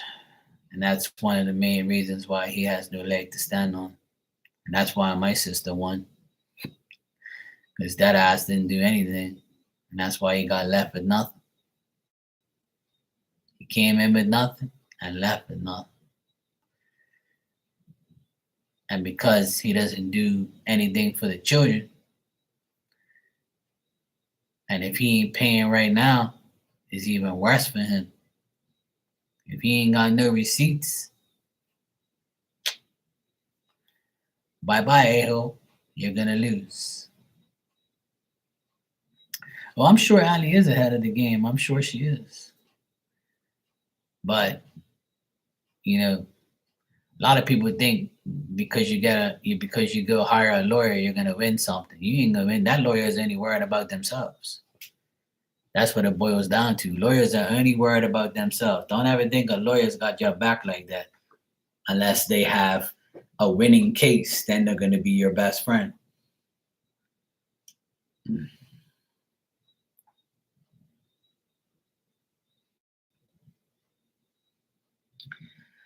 I'm getting that he's thinking about it, yes. But his parents are telling him, well, if you do, what leg do you have to stand on? So I think he's going to talk to a male lawyer and see what his options are.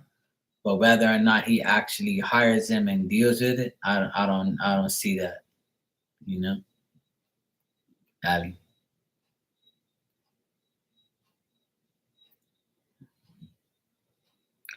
Like his parents are kind of telling him, like, if we help you get a lawyer or you get one, What leg do you have to stand on? So it's going to be difficult. His parents are telling him it's going to be difficult.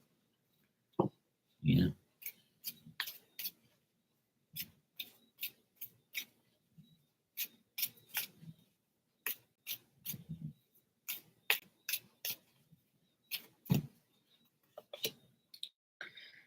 The thing is, right.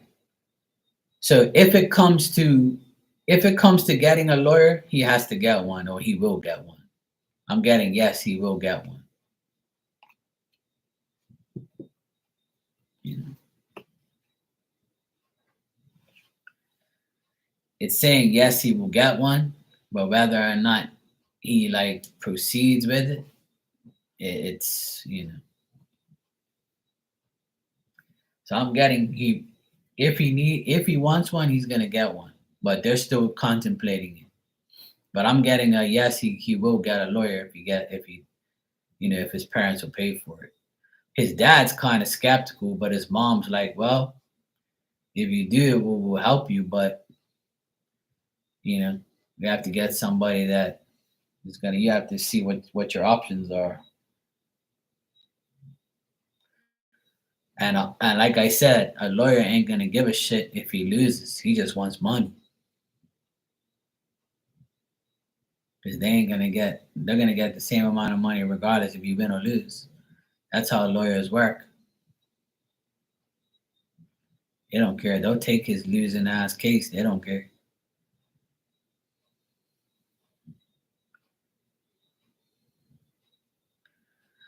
Oh yeah, then they're gonna have no choice. If you've gone to see, so you pretty much answered your own question. See, this is what I'm trying to tell you is if you already have paperwork from your lawyer's office going to him, he has no choice but to get a lawyer.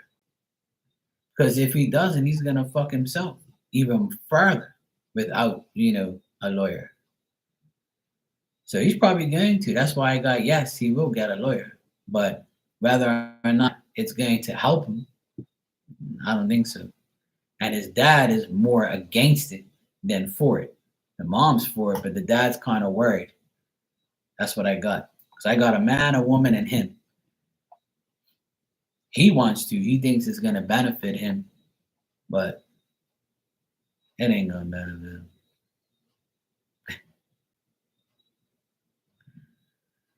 You got to do what you got to do, Ali. And even if I see that he will eventually get one.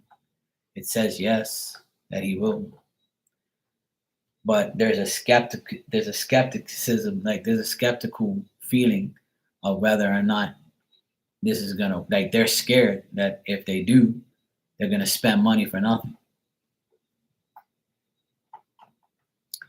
Which that's what you do when you get a lawyer anyway. Lawyers only want money. They ain't worried about you.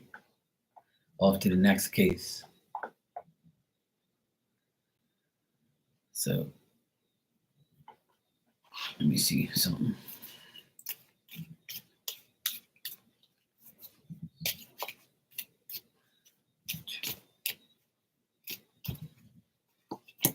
Yeah, his parents are gonna help him with the lawyer fees, but they're like I said, it doesn't matter how much cards I pull or how many times I ask. It says here that the parents will help him, but it's like, they're spending money for nothing. But, they have pride for their son. So they're going to, not going to let down their son, their poor little precious son. You know, it's probably more so he gets rights to see the kids, because that's probably why, they want to do it. Probably just to get rights to see the children. That's more, and just for like mind game purposes. He might, and he's going to take this approach to try and solve the problems, but it's just going to make it worse. Yeah.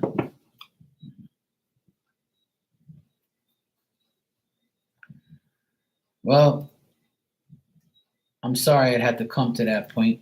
I know you wanted to try and avoid it, but like I told you last time I read your situation, I told you he was gonna act up. I told you he was gonna make things difficult, and it happened.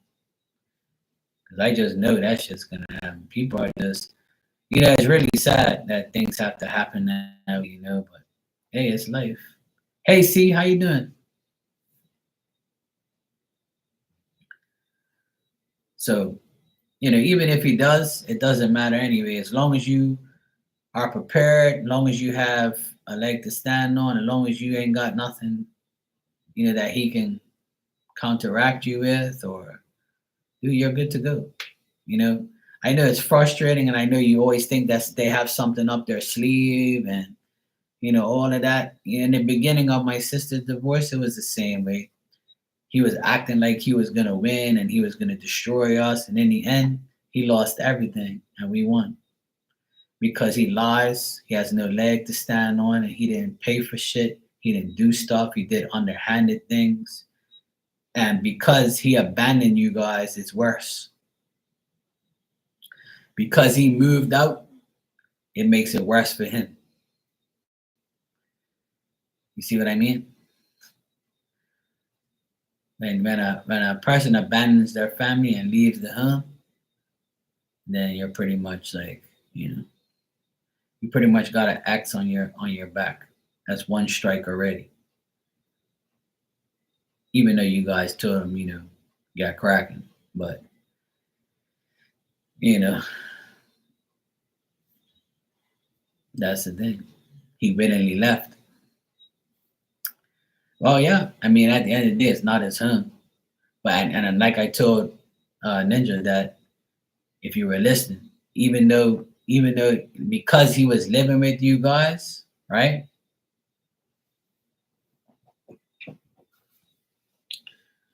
Right. Because he was living with you guys for a number of years or whatever it was, right? If he lived for you, say he lived with you at your parents' place for like 4 years or something like that, or more than that. He has no leg to stand on because he was pretty much like living at somebody's house, and just like, if he ain't got no receipts of him paying for shit, then he's fucked. And I'm sure he doesn't, because a lot of people don't think that shit's gonna go down. See, so that's one of the things he's got against him too.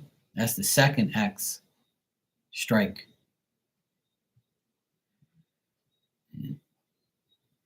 Well, like I said, the lawyers ain't gonna care. They just want money. They're gonna take him. Say, yeah, sure, I'll take it, dumbass. I want your money. But he has no proof. He has no proof of that. It's your word against his. But see, you got the upper hand because it's your parents' house. Just imagine if it was the other way around for a second. If it was the other way around and you were living with his parents, right? Right?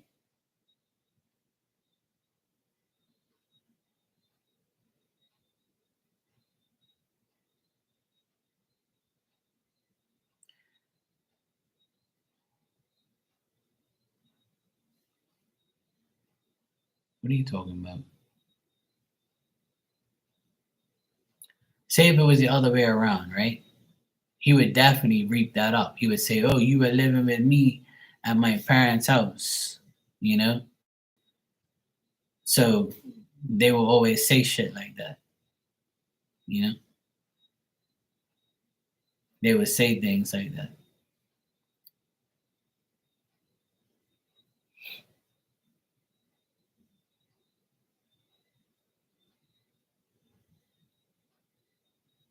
He will be there saying, "Yeah, she lived with me and my parents. She didn't do this, she didn't do that. I paid her away and I did this." So he would do the same if it was his situation. See, what are you talking about?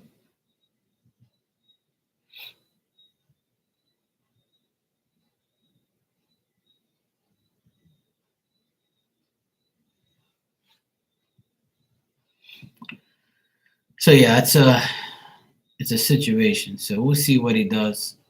If you're one step ahead, then that's good.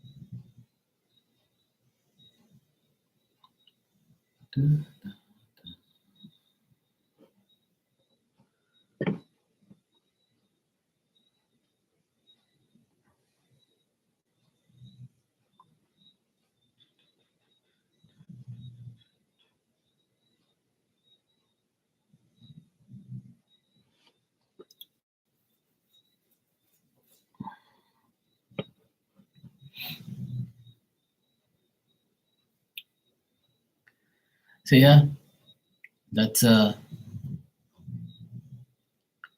like you're gonna get ready for war then, if he does. But just make sure that you have all your proof, and that's all that matters. That's all I can suggest.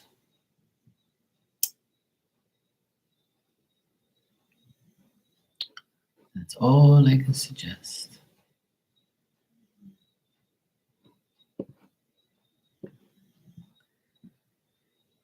That's all.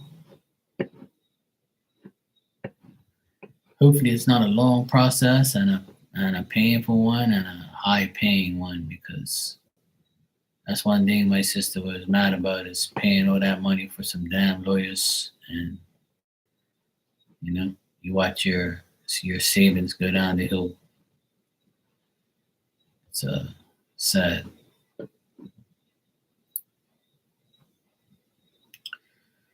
Cost money, money. That's why I'll probably never get married.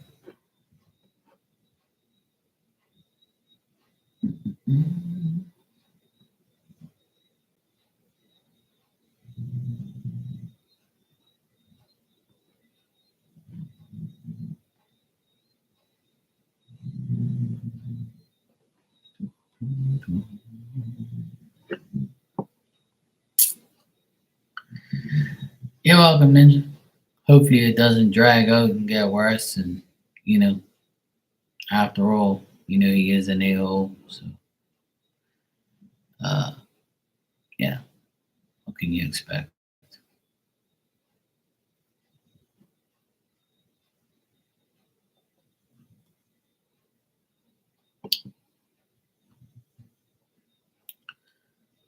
I don't know.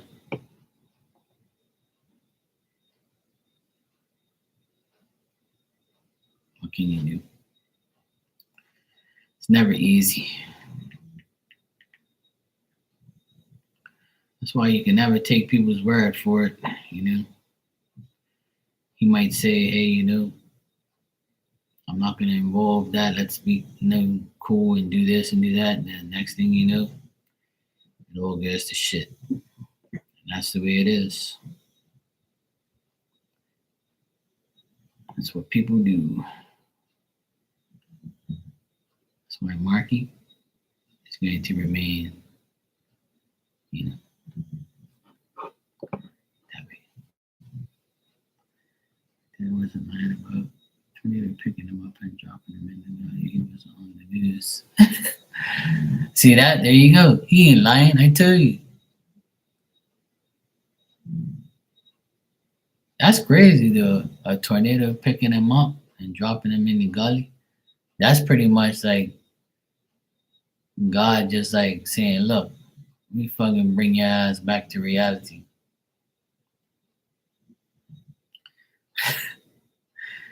Hey, see, he might not, you know. That's probably why he's a little leaning. Things, situations like that, situations like that, and that's when he posted all that shit. See, that's a pretty bad experience. I wouldn't want that to happen to me. I'm sure nobody does. But that's probably why he's all fucked up. And that's why he's, doing what he's doing and saying what he's saying. That experience is probably haunting him.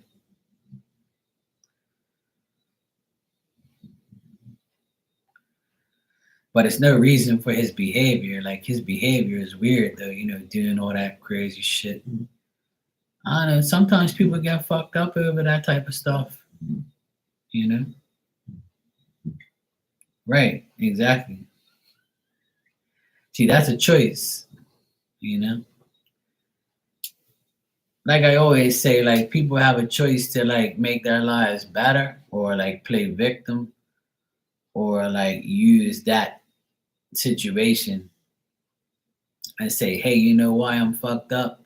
Because a tornado picked me up and threw me in the gully, you know? And people would be like, okay, bro, it happened. Like, get over it and live your life. And hopefully that shit don't happen to you again. You need some like, are you okay when your temperature taken or something, bro?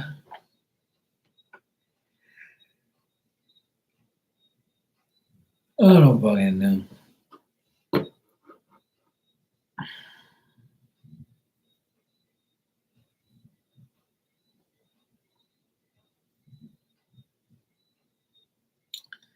I don't know who the fuck this person is, but when I go to their channel, they're like fucking on some weird shit.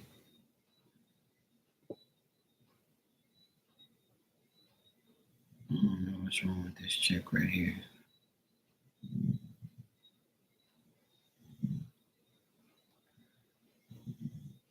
It's like a little. Not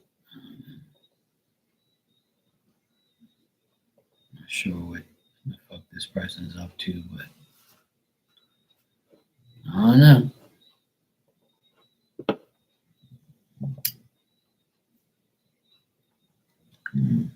Yeah, see, she ain't had no BBC.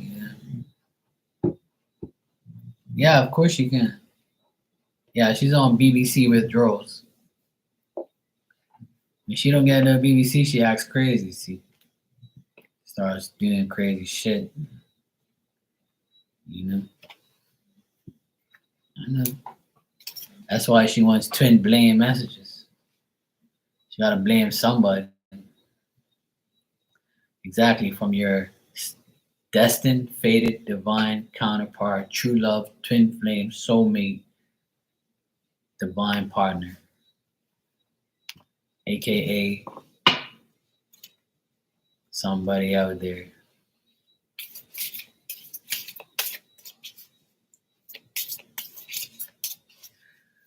All right, let's see.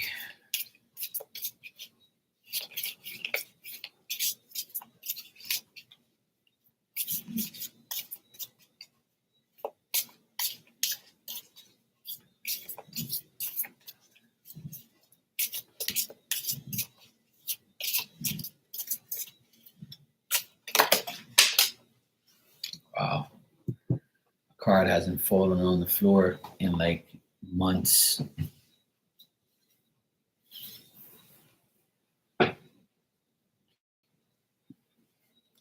And I normally don't take pop outs, but I know you do. And the card says, I'm not the same person that you remember. I'm not the same person that you remember.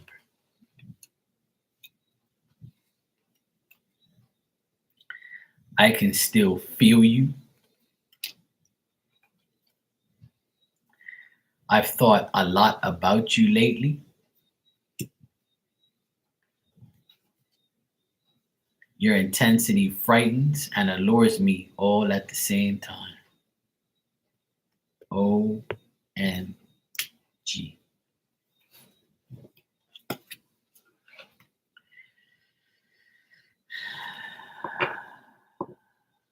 got that intense D energy.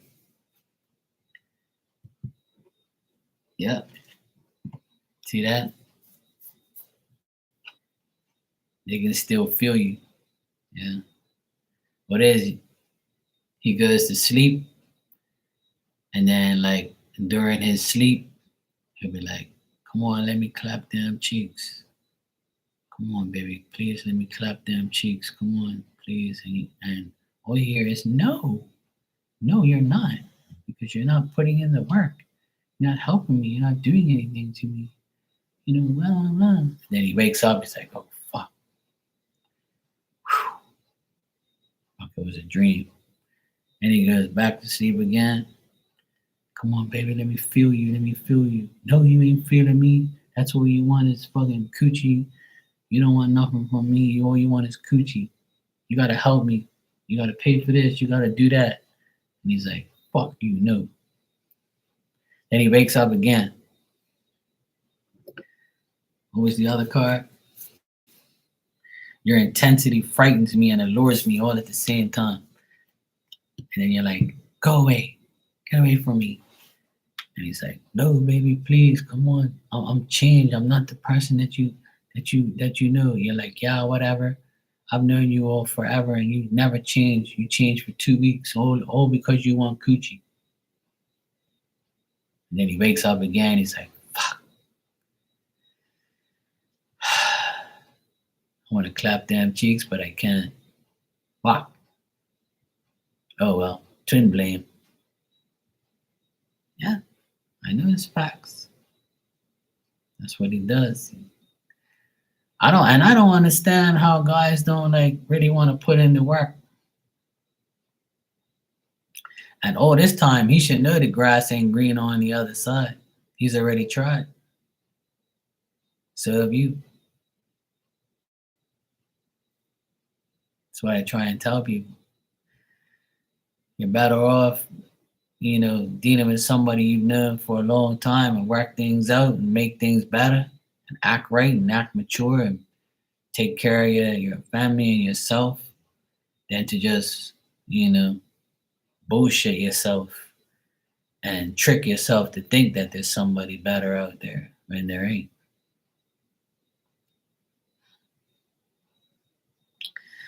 Yeah, the green grass is greener where you water it, but you need the sun to shine. Grass ain't gonna grow in the darkness. You have to have light. So you gotta be the water and he has to be the light in order to grow the grass. That's why it's not greener on the other side, because there's no light and water.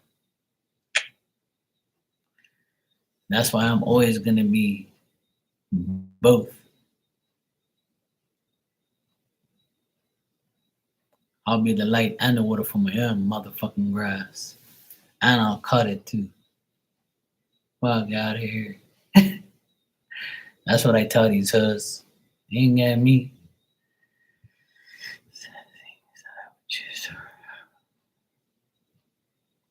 Yeah, exactly. You've already tried numerous times.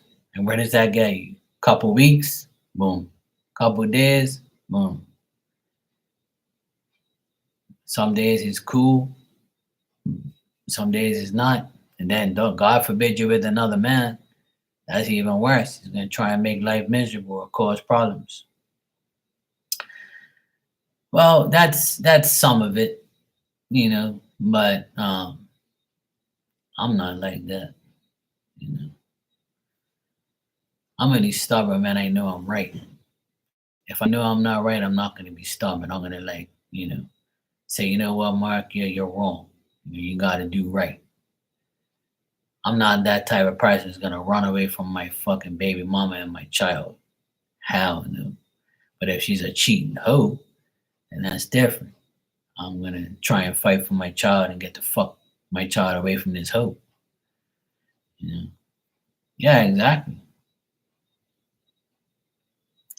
Exactly. See, that shows that he still, gives a fuck, but once see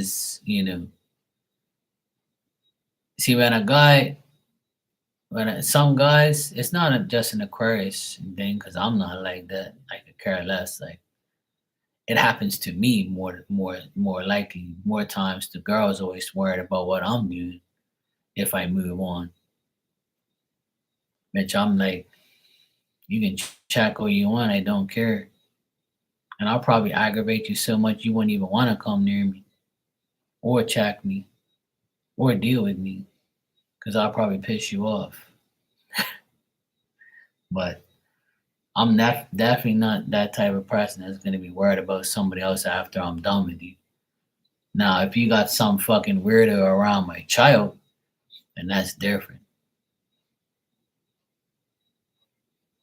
And if something happens to my child, then I'm going to end up getting her or him because you're got some bad people around him or you're bad yourself.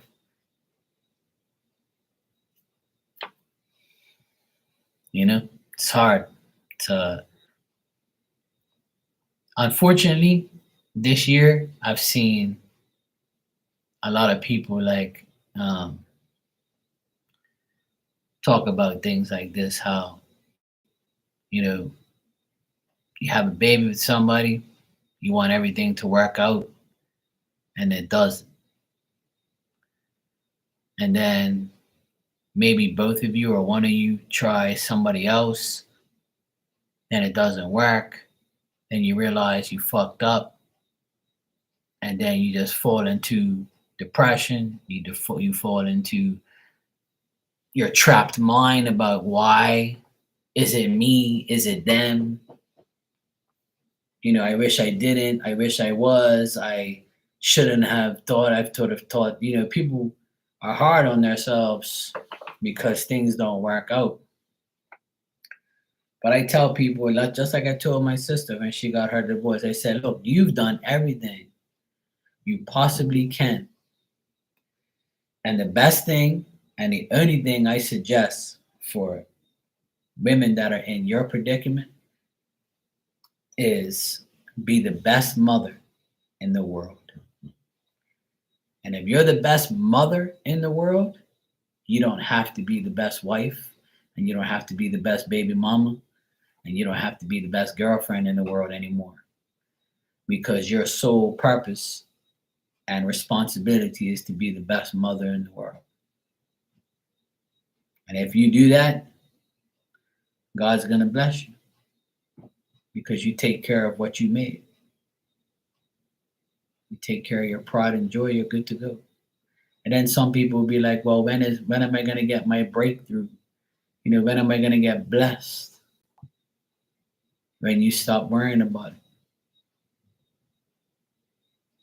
Don't worry about it. Just keep doing what's right for you and your child, and that's it. My sister found that out the hard way. I told her many a times, keep taking care of these children, keep paying for them. He ain't. Sacrifice for them. Do what you have to do for them. They're better off. We're all better off without them. You know, you got your children, you got your house, you got your job.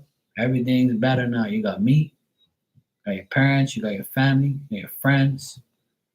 Fuck him, fuck everybody. Who cares if he's the father of your children? Fuck him. He ain't nobody.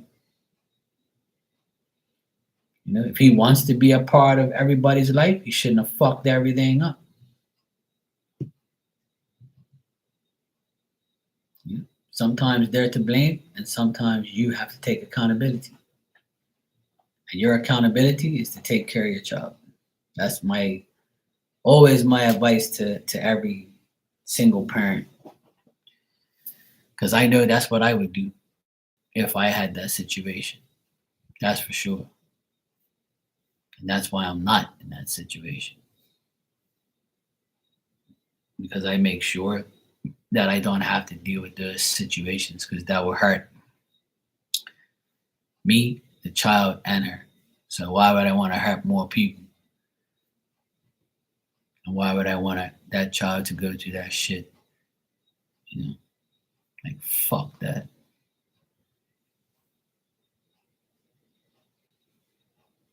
But you have the best companion in the world, and that's your child. You see what I'm saying? I know what you're saying. I know, I understand. You know, a lot of people want that companion, but me, I switch that off. I'm here in this apartment and I have my dog. And right now her ass stinks because I can smell it, and it's annoying me. But I love my dog, you know. I'm not really I'm not really a person that gets lonely. I always entertain myself. I can come on here. I have my family. I'm different. Obviously you don't, you know. And your family, is not exactly people who you can depend on right now because they all got issues, right? But you can always like, make an exception like you do. You go online, you have friends online, you go in the chat rooms like here, talk to us and shit like that. You have your son, you have everybody in spirit. You see people on your journey, store, things like that. But you can't program your mind to say, I need a companion, I am lonely.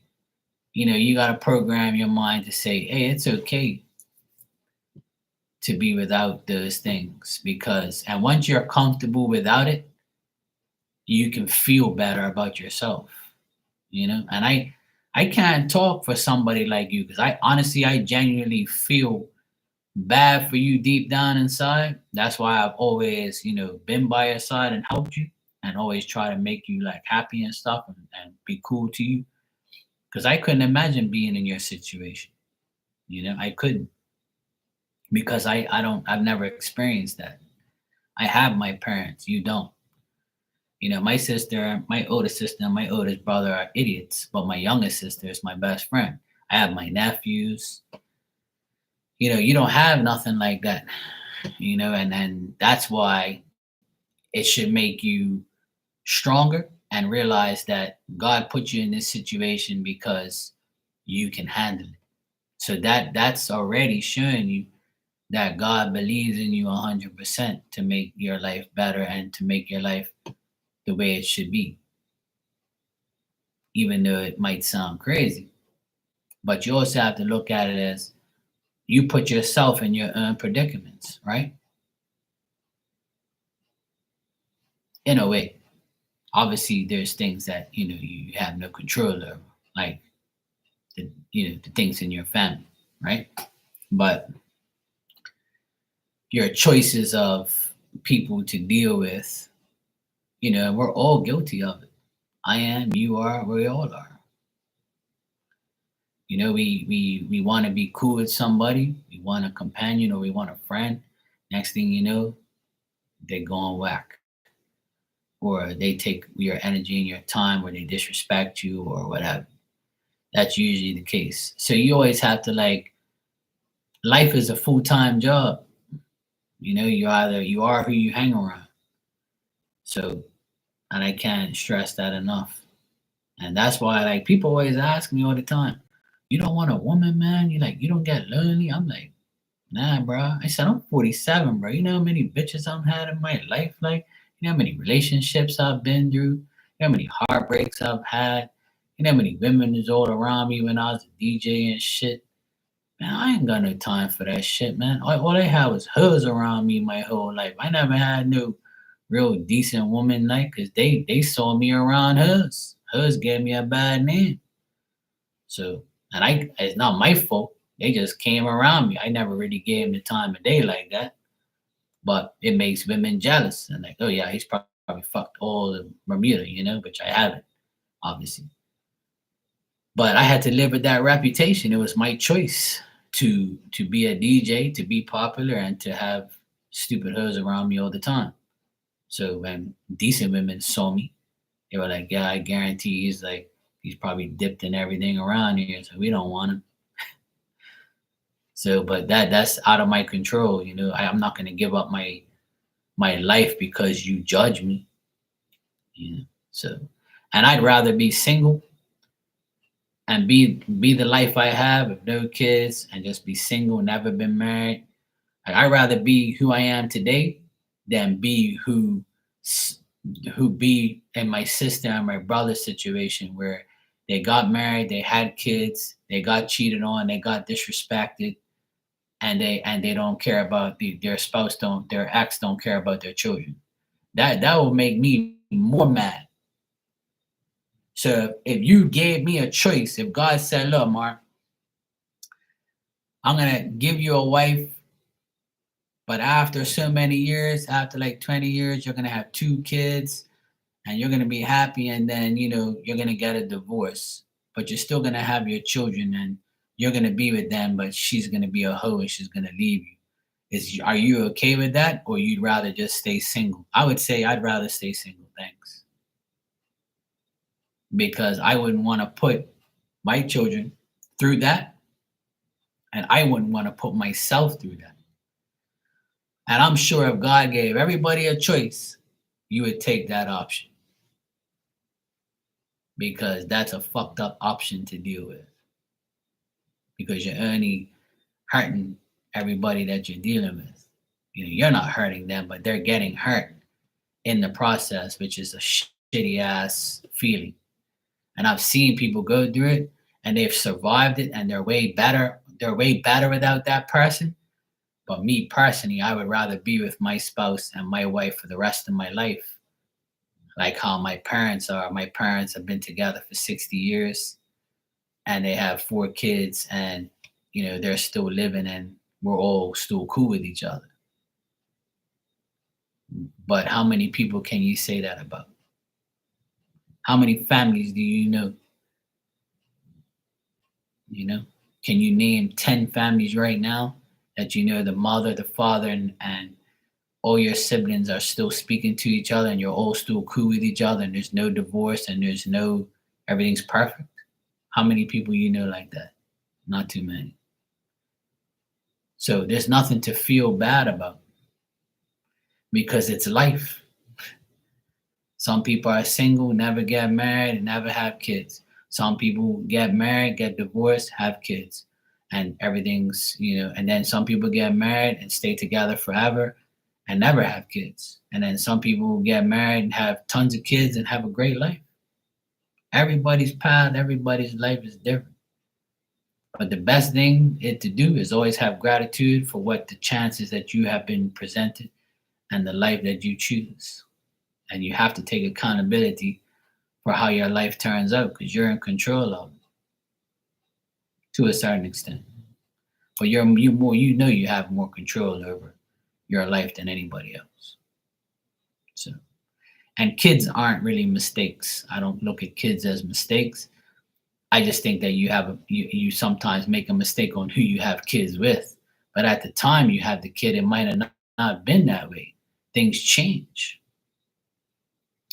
So when you have your child, you're all cool and everything's great, and then after a couple years, it all goes to shit. But the best thing to do is to always take care of yourself and your children, because that's what God wants. That's what I would want someone to do too.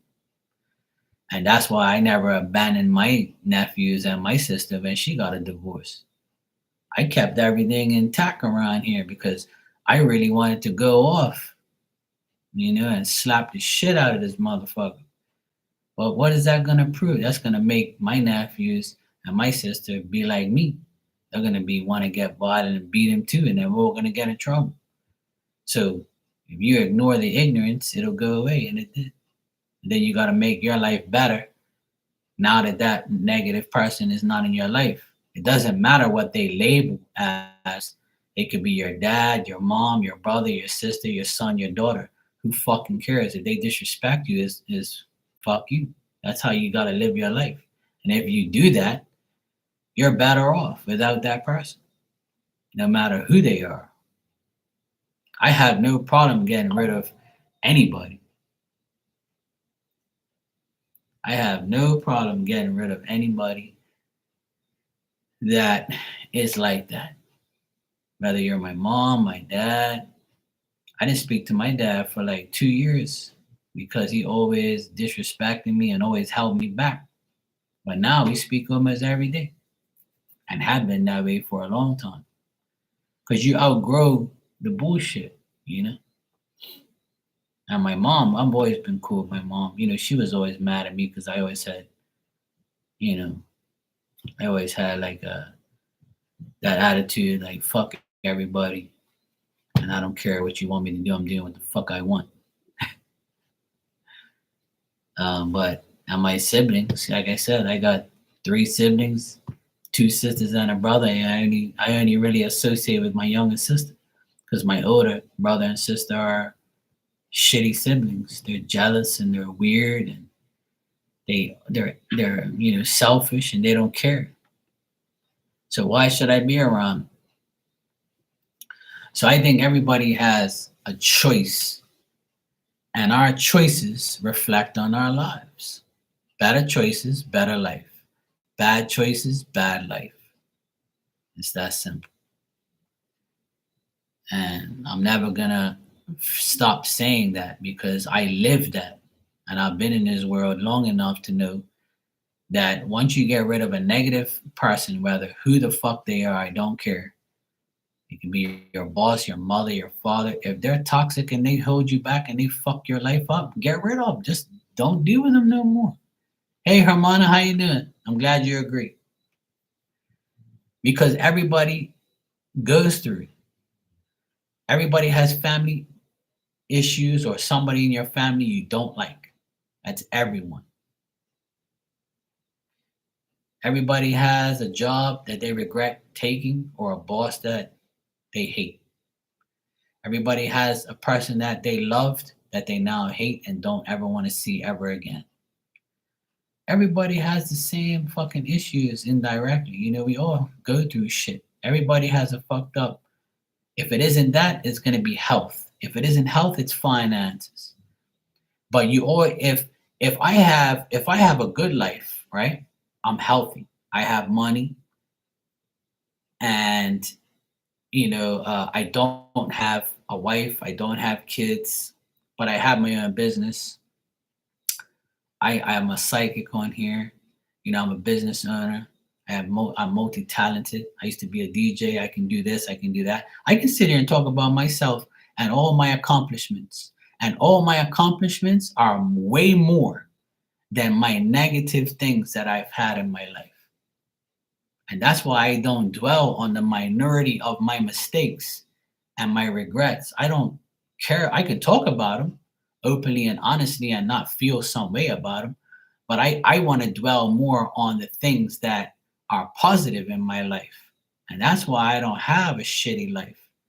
But some people will be like, well, you know, you don't know what life is because you've never been married and you never had kids. And who the fuck told you that you have to know life if you get married and have kids? Who told you that? So I don't know nothing about life because I don't have the life you have. So what if I had, sicknesses and some disease, or I was in a wheelchair every day, so I don't know what life is because you have a different life than me?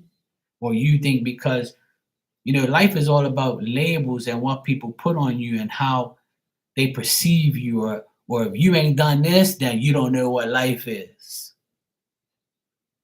Everybody's life is different. And you don't know what people go through. You don't.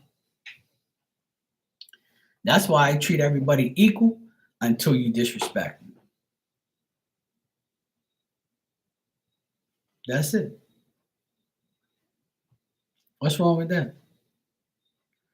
And I tell people you don't know what life is until you live it.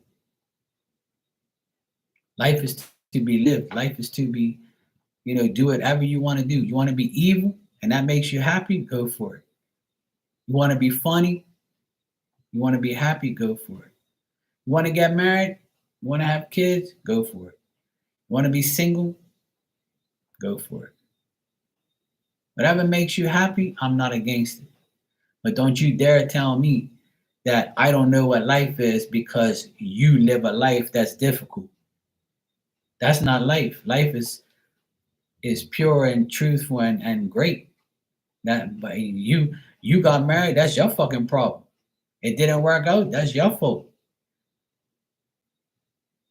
You wanted to do that, that's your life. You wanted to have 7 kids? That's your fucking problem, not mine. Don't tell me I don't know what life is because you wanted to have all these things. That's why I get mad at people, because you're going to sit there and tell me I don't know what life is. Life ain't all about that. Life is what you want and what you want to make it. Don't tell me that I don't know what life is because I pay bills like you. Or because I don't have children and I ain't been married doesn't mean I don't know how to take care of children. I know how to do more for kids than you do. You see what I'm saying? If you don't know me and you talk that shit to me, I'm gonna put you in your place. Like, I have 6 nephews. I helped raise them and wiped all their fucking asses, and I still talk to them and deal with them right till today. And like I said this before, a teacher that's single, that's 50 years old and never had children, but has taught in the school to 30 kids every day for 25 years, you're gonna tell that teacher she don't know what to do with children because she ain't never had none, she ain't never bared none. That's the stupidest thing I've ever heard in my life. And then you can say, oh well, it's different because when you have a child, you're with them all the time. So when you're not with your child and that teacher is, that's not all the time. When you hand them off to me, I'm with them, not you. So if you're not with them 24 fucking 7, then what are you talking about? And even if you do, that still not means that your life is more difficult than mine.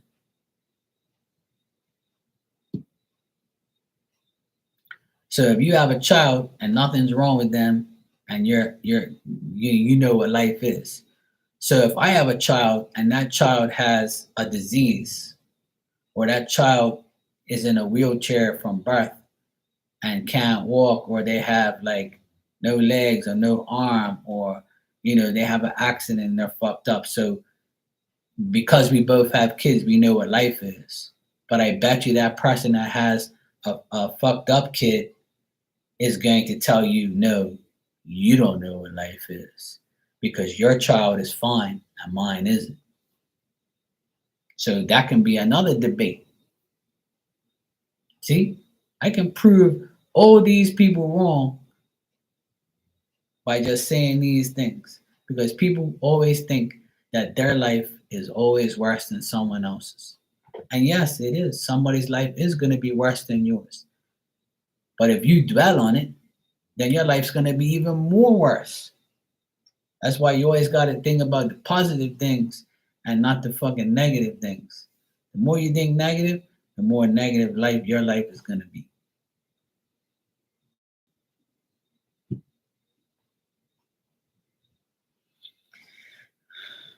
Just be thankful that you're living, you're healthy, and you have the things that you need.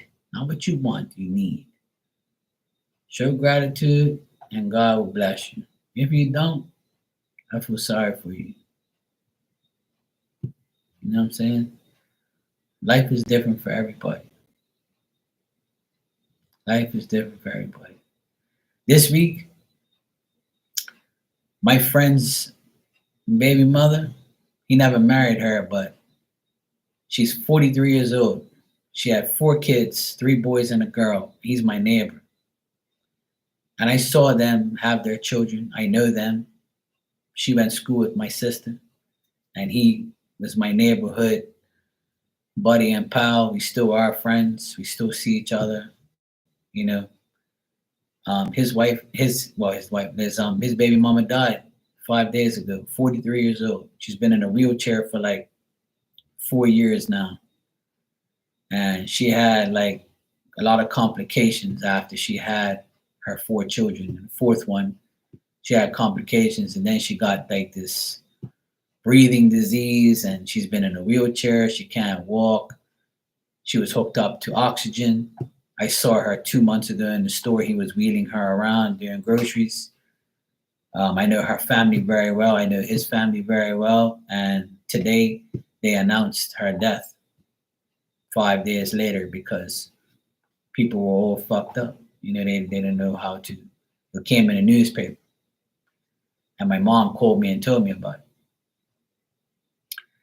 And the first thing I said was, and then people complain about their lives.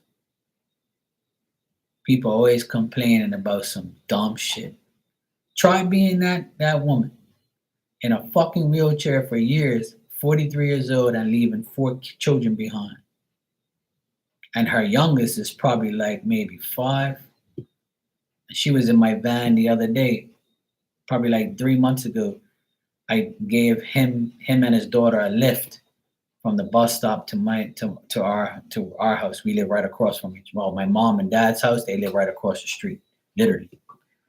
And I gave them. I was going to my parents' house, and I saw him and his daughter at the bus stop, and I gave him a ride. And I met his youngest daughter for the first time. She's like 5 years old, probably. 43 years old. God rest her soul. She was in a lot of pain, apparently. That's what I heard. And I saw her like probably 2 months ago, and my sister saw her like a month ago. She went to school with my sister. 43 years old, gone, left 4 kids behind, and it's sad, but it's life, and that's why I tell people like stop fucking complaining about petty ass shit when you can be that person in a fucking wheelchair and leave your 4 children behind. You want that? Sure, God will give it to you if you want it. You got so much to fucking complain about.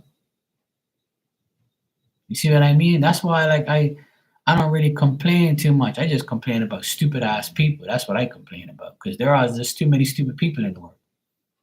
Hey Miss Bikini, how you doing? Thanks, Hermana. It's I look at it as, a win for her because she doesn't have to seek pain. She doesn't have to deal with pain anymore.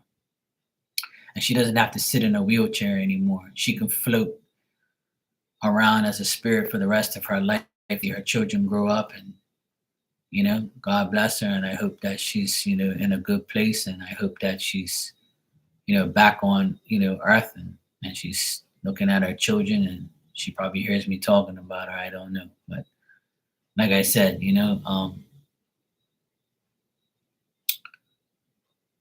and this is what I tell people, it's like people got a lot to complain about, but I wish people would stop complaining and just understand that people have it way worse than you. And if you want to see people who have it way worse than you, turn on the TV and go look at all the hurricane victims just now. You got a house to live in with electricity right now. These people don't. Thousands of people all fucked up. And the first thing they said on camera was, I have my life. And that's exactly what I would say. And it's been one of those days, trust me. It's been one of those days where I have to like rant about these things because I don't know who's listening, but I know people, whoever's listening is understanding that this is like, people don't understand that your little petty fucking bullshit you go through that you complain about is nothing compared to what people are going through in this world. Like, people are complaining, oh, it's too expensive, groceries this. At least you got groceries to buy. At least you got money to buy groceries. At least you're eating today. These motherfuckers ain't got no house and nowhere to go. They interviewed this guy. He says, this is my restaurant. He went on his phone. He goes, look, this is my restaurant. These are the benches. These are people just here 24 hours ago. They were eating at my restaurant. Now look, I don't even have my restaurant. It doesn't even exist. My whole life is fucked. But I don't know nothing. That's why I watched that shit. I was all teary-eyed. I couldn't believe it. Because I know what it's like to go through a hurricane. But in Bermuda, it's a lot different because our houses are bulletproof. Our houses are made out of solid concrete. But those houses are made out of sheet metal and wood, and they're not exactly, solid like our houses. So we're fortunate. I'm fortunate to be in a place that can hold, hold up to a storm like that. So then again, I show gratitude because I know I'm gonna be okay. I was telling my nephews today in the car because I took them to the dentist today, and they're 16 and 14. And you know what they asked me? What was the worst hurricane I've ever experienced in my life? And I said, well, in 1986, I woke up and my dad was still home, and he was at the dinner table in the kitchen, and he had the radio on, and I can hear the man on the news saying, Hurricane Emily is on its way. Please stay home. Don't go nowhere. Schools are closed. Roads are going to be closed. Please stay home. Blah, blah, blah. Right? So I said, well, I was shitting myself because I was only 9 years old. And I was like, what the fuck's a hurricane? I don't know. And my brother, he had a broken leg because he had a bike accident. My brother's 9 years older than me. So he was like 18 or whatever, and he had a motorcycle accident. So he was already on crutches. So I was 9 years old, my dad and my sisters and stuff. So as the day started to go on, the storm was hitting. And oh boy, I saw that front door start rattling. The door looked like it was wanted to come the fuck through. My brother, he sat down on the bottom of the door back up against the door because he couldn't really do nothing. He sat on the ground. His ass got all wet from the rain coming through the door. My mom had to put a towel there. And then we had like a washing machine right next to the door. So we disconnected the washing machine. My dad disconnected and we put the washing machine in front of the door.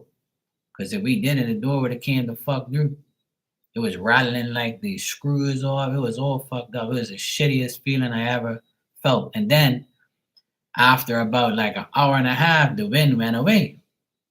So we're thinking, yeah, storm is done. So we go outside and everything's fucked up. We saw people's roofs gone. We saw trees all over the place. We didn't even have no fucking trees left. It was all gone. Our yard was completely destroyed, but our house was fine. No electricity. So then this guy comes running in the road and he's like, everybody go back inside. This is just the eye of the storm. And I'm saying, what the fuck this guy talking about? He must be drunk. I'm 9 years old. I don't know the fucking know about no damn eye of no storm. He goes, look, this is just the eye. The tail part is coming after this. And it's going to get worse. We're going to get more. And I'm like, this guy's talking shit. Like, my dad's like, hey, look, maybe this guy's telling the truth. Let's go the fuck back inside. But honest to God, about 20, 30 minutes later, the wind started coming more strong. And we were like, oh, fuck. And that's when we were like shitting ourselves. We were like, we're going to fucking die. That's the first thing I kept saying, we're going to die. This wind's getting worse and worse. Like, my mom was crying, my sisters were crying, my brother was on the ground with his head. Like, I remember like it was yesterday. And we didn't have no electricity for 3 weeks. No AC. It was hot as fuck in September. No school, no nothing. And we were always outside. And outside it was like a nice breeze, and we sat outside till like wee hours of the morning. And I'll never forget, like, we guys were outside after 3 weeks. Certain people were getting their power. We would hear about it. Radio starts working. We hear the news. So all of a sudden, like 10 o'clock at night, we were outside. It was a Saturday night. All the lights came on. And everybody was like, yeah. That's all you heard was everybody go, yeah. And that's what I remember. Like, I was like, we had like a cat, right? And the cat was like running around. Was like, what the fuck? Everybody scared the shit out of me. And we were all like, it was like the fucking craziest shit I've ever experienced in my life. And they were like, well, how did you get a bath? I said, well, thank God Bermuda has water tanks underneath the house. You guys got basements. We have water tanks. So our roofs catch water and it goes into a tank underneath the house. You can make it as big as you want. So it carries thousands of gallons of water. So we would take a bucket and a rope and scoop the water out, and my mom will put it in a big pot. and she'll fill the bathtub up, and like we weren't really dirty, so we would use everybody would like three of us. We had six people, so three would use the same water and just wash ourselves and whatever.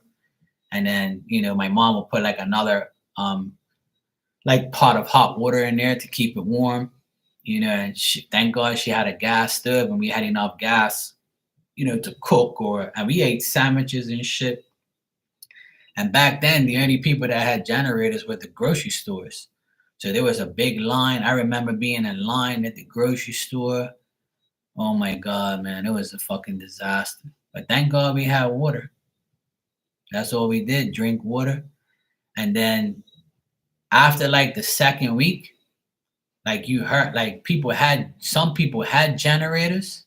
And then the news said, oh, please watch your generators because two generators got stolen today. I know everybody's fed up because you don't have electricity. And then some guy got stabbed. And my nephews are looking at me like, you're being serious? All this shit happened? I'm like, look, man, I remember all that shit because people talked about it forever, like how crazy that hurricane was and destroyed our island into pieces. Like you saw boats piled up on each other. Like we have like a bridge that goes to the airport. It was all fucked up. And then in 2004, 2001 or 2004, we had a big hurricane category 4 called Fabian. And it took out the whole bridge. We couldn't go through the bridge nobody can go on the airport unless you lived on the east side. And there was like people working there night and day. We had helicopters all around and all these people, and the government like told people go away, we'll take care of it ourselves. And people got mad at the government. It was like riots and shit. It was all fucked up, man. I've been through some bullshit with hurricanes, so I feel those people, that island, it's right next to Grenada and Barbados. I can't remember what the island's called. It's an island that's smaller than Bermuda. They got completely destroyed. And right now that hurricane is going to Jamaica. It's on its way to Jamaica. And I have so many friends in Jamaica. Man, fuck. I just hope to God that they're gonna be okay. Because that's a storm that's gonna destroy everything in its path. It's already destroyed everything. Like that island is completely flattened. Like every house is fucked. Like there's nothing left. I can't watch things like that. I watched a little bit of it. And I just like I can't watch things like that too much because I get so like I get emotional and I get like sad because I know what it's like to see hurricane damage, and I'm like, fuck that. Like I couldn't imagine living in a place where your house is all fucked up. And people have lost their lives a lot in hurricanes, and I'm just glad that those people, were okay. And I'm praying for Jamaica, man. I don't want nothing to happen to my friends out there.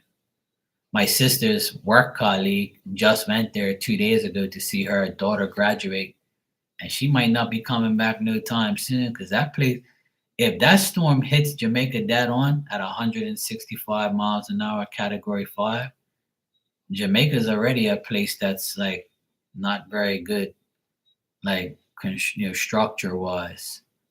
That place is gonna get fucked, and I hope to God it doesn't. I hope to God it goes more south.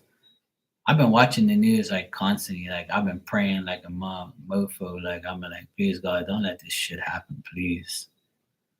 Like it's bad enough it's done damage already. Like, and that bastard keeps getting stronger and stronger. It's like it's not even weakening. And I'm like, what the hell, man? Like, and how the hell is a hurricane that big in July? Like this shit's unheard of. Like it doesn't happen like every year. You only get big hurricanes in like August, September, and October. Like it's too early for that shit. I can't believe how big it is. It's ridiculous. Yeah, Jamaica's about to get hit. They haven't got hit yet, but tomorrow morning they're supposed to feel some because it's moving fast. It's moving at 22 miles an hour. So that's kind of a good thing, is that it's moving fast. So it gets it all over and done with. But sometimes it's worse. But it all depends. It really is worse either way. Because if it goes slow, it does even more damage. So at least it's going to be fast and quick, and hopefully I don't even want to think about it, to be honest, man. I don't. I just hope all my friends out there are okay, and I hope that it doesn't get bad like that. I hope it moves farther down and goes away. I don't know. I'm really dreading our next hurricane one day. I really hope that we don't have no hurricanes no time soon, man. That's one thing I can't stand. I pray every day we don't get a hurricane, another one like I saw in my lifetime. I don't want no more of that shit. I ain't got the time. I really can't go. I'm gonna fucking run away. I'm gonna board everything up and get on a plane and get the fuck out of here, and I'll come back when it's better. But hurricanes can bring a lot of people together, and it can revamp things and redo things. So Herman, it's very scary to see a hurricane that big. Like some hurricanes are like powerful, but they're small. But this one, it's huge. It's like the eye of this hurricane is bigger than Bermuda. It's fucking nuts. I can't believe it, man. I honestly, like when I see the news, I'm like, you gotta be joking. Like it's a monster. Like it's one of the biggest hurricanes on record. And I watch the news every couple hours to see if it's going down, and it doesn't. It hasn't gone down. It's going up, and that's even more scary. Is that it's getting worse and bigger, and it's heading for places who can't handle hurricanes like that.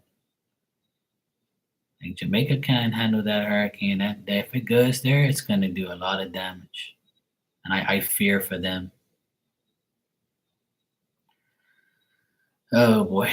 So I hope one guy he said it might go south of Jamaica. So I'm hoping that that's true. Like I hope it goes further down and misses Jamaica and just the outskirts. A little rain and wind, that's fine. But if it's a dead on thing, I'm like, I don't even want to see the destruction after that. If I were them, I'd start leaving. Like fuck somebody dealing with that shit.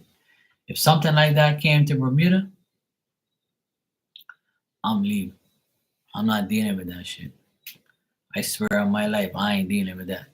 I'm telling my sister and everybody, look, I hope you guys are okay.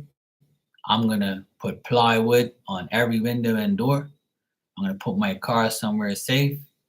I'm getting on a plane. I'm going to Boston, and when it's all over, I'll contact you. The generator's gonna work. Everything's fine. I'll leave you guys with everything you need. See you later. You're fucked. I don't care. I'm not dealing with that shit no more. I'll come back and clean everything when it's done. But going through that process, no, no. I hate that shit. I've been living in this house. I live up high on a hill, so the wind is higher here. And my first hurricane up here was, I've been here for 15 years. It's going to be 16 years in January. But I've been here for 15 years, right? And 12 years ago, a huge hurricane came here. I think it's Hurricane Gonzalo or whatever it was called. I think it's Hurricane Gonzalo. And the kids were young, right? Like 2, 3 years old. And we didn't have no preparation. There's no generator, no boards. We just have blinds. We didn't think nothing of it. We thought we were going to be okay. And I was like, okay, we're prepared. We're good. Tied everything up, whatever. Man, when that thing came through, it was like a freight train. And it was like a whole 24 hours of beat down. And we had no electricity for like 3 weeks.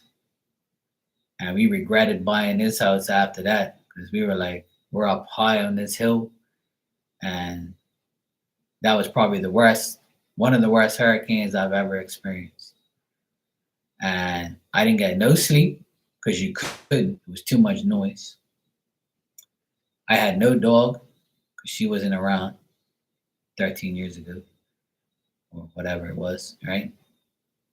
And the kids were young, and I remember them going underneath the steps into like a little area. They were scared. They didn't know what was going on. And I went upstairs to my bedroom because I heard like the windows whistling, right? So when I went upstairs, there was water. Where you lock your window, where the window meets in the middle and you lock it, the window was going like this. It was breathing and water was coming through and onto my bed and onto the ground. I had to go get towels. I didn't know what to do. I was shitting. I was like, I almost like cried. I didn't know what to do. Like, cause I was like, this is fucking nuts. I'm watching a window breathe. It's locked and it's breathing, and the rain and the wind is coming through the fucking window like somebody had a hose and was going shh, and it was pure water. And I was like, what the fuck is going on? And I was like, I gotta get some towels. And then I took moved my bed out of the way so it won't get wet. And like I was just like, what the hell is going on here? This is crazy. I started praying. I was like, this can't be happening. Like this can't be real. Like, And the wind didn't stop for like a whole day. It was like constantly. And it came at night. Like it came like at 9, 10 o'clock at night, and it didn't go away until the following morning, where the sun came out and the wind was like minimum. And we went outside, and the leaves from the trees were like glued to the wall. And you would go like this on the wall to try and get the leaf off, and it wouldn't come off. That shit was glued to the fucking thing. We had to power wash the whole house because it was full of like salt air from the ocean. Because the ocean's like close, like, not that close, but the wind brings the salt air. And like I went and smelled my hands, and I tasted it. It was fucking salt from the ocean. Our whole house was full of salt, full of tree leaves. All the trees were naked. All you saw was twigs. And then all I hear is, neighbor, hey neighbor, is that Mark? I'm like, yes, what's happening, Mr. Whatever, He's like, oh, you have a chainsaw? I can't get out of my front door. It's got big trees in the front. I looked up. I said, oh, fuck. The tree was right in front of his door. So I was like, yeah, I got a chainsaw. I'll be over in 2 minutes. Went over there, helped him cut the tree and take it out of the way. And his wife was a nurse, so we had to like take the tree out of the way so she can go in her car and go to the hospital. And I was like, fucking hell, this is going to be a nightmare. And I spent like 3 weeks to a month cleaning everything. It was a fucking disaster. And I said to my sister, we guys went from a decent area to this fucking house, and now it's like we all thought we were going to die because the hurricane was so bad up here, it was ridiculous.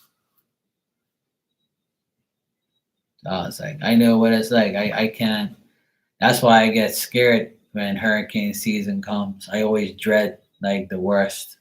And if I see another place in the world getting it, I'm like, oh boy, I know what you're about to experience. I don't wish that shit on my worst enemy. I really don't. That shit bring you a lot of anxiety. You'll fucking make you have a heart attack. And I fear for my parents because I go to my parents' house first and I zip tie all their shutters. So the shutter, because they have like 2 shutters, right? You open one, you open the other. So I take zip ties down there and I zip tie the blinds together so they don't open up, right? You mean they're locked on the inside, but I zip tie them so they don't blow open, right? And I do that all the time. And I make sure they have water, ice, a cooler. I make sure the generators work, and I make sure the generators got gas. And I'm very prepared now because I've been smart over the years of experience numerous hurricanes. I'm saying, fuck, I don't have this, I don't have that. Shit, I forgot this. So I have like a hurricane list now because I've been through so many of them that I'm over prepared. And I always act like it's coming for sure. And I always expect the worst. So I make sure I have everything. Even though I have a generator and I know it works, that bitch could break down.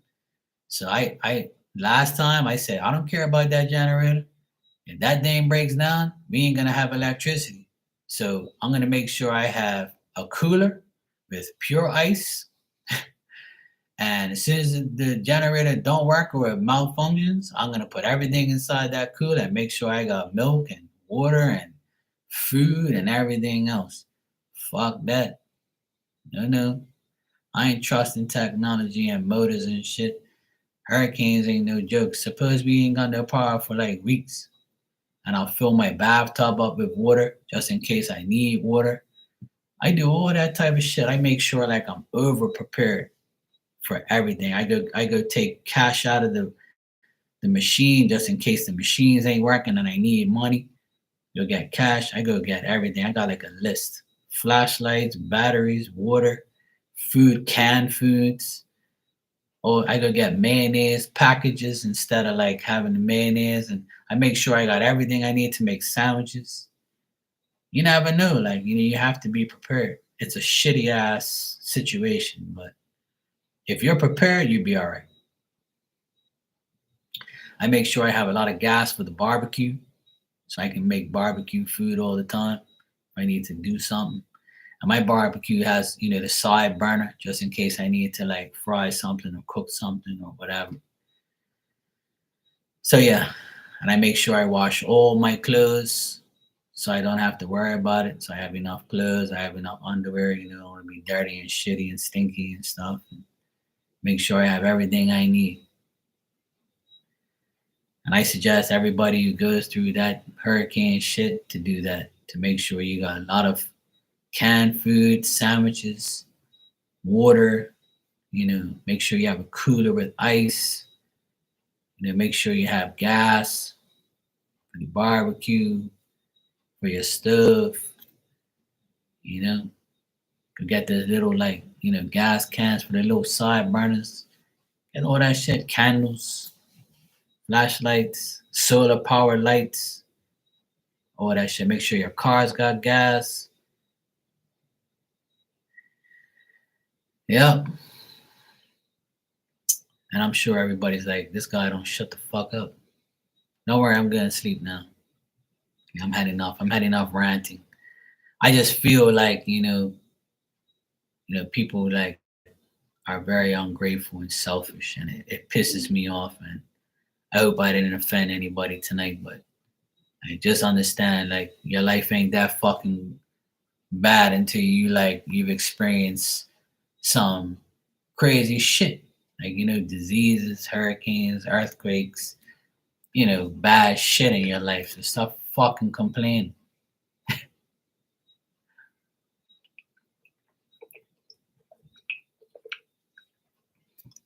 But anyway, before I go, how you guys doing?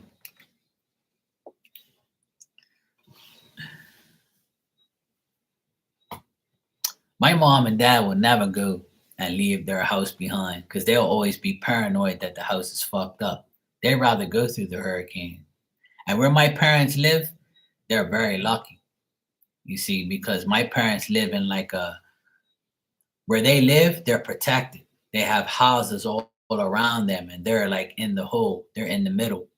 So there's a house on the left, the right, and in front of my mom, like in the back of my mom and dad's house, there's a huge like wall that blocks the wind. So when we have I'm better off leaving here and going to my parents' house. I'll be safer at my parents' house. I will not be safe here. Here is like up high and it's got too much to risk here. And that's why if I ever go through a category 5 and they say it's definitely going to hit, I am going to go get some plywood and I'm going to hunker down and I'm taking my car and my food, and I'm going to my mom and dad's, and I'm gonna have the generator on standby.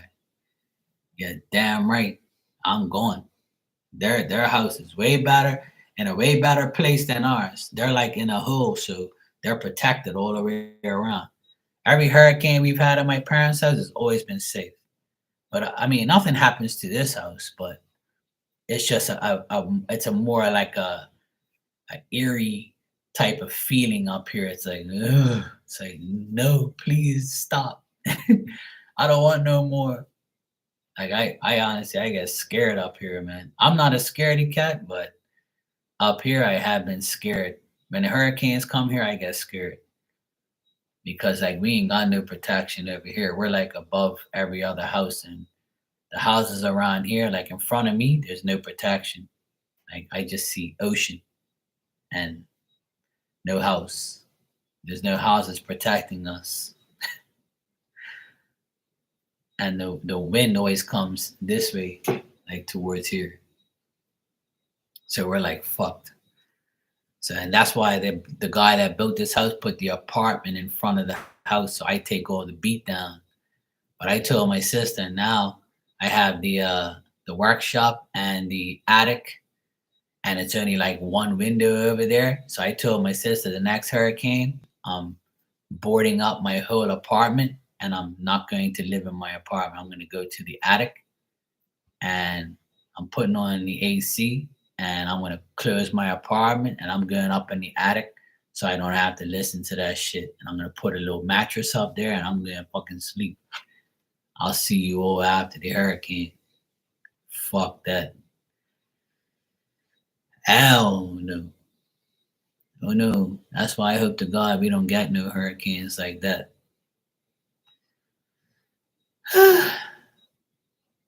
But yeah, please pray for everybody in Jamaica and everybody who in that Grenada and Barbados and all those places that got hit.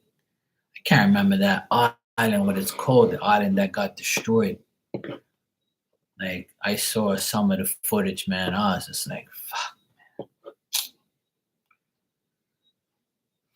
I can't watch some of that stuff, man. It hurts my heart.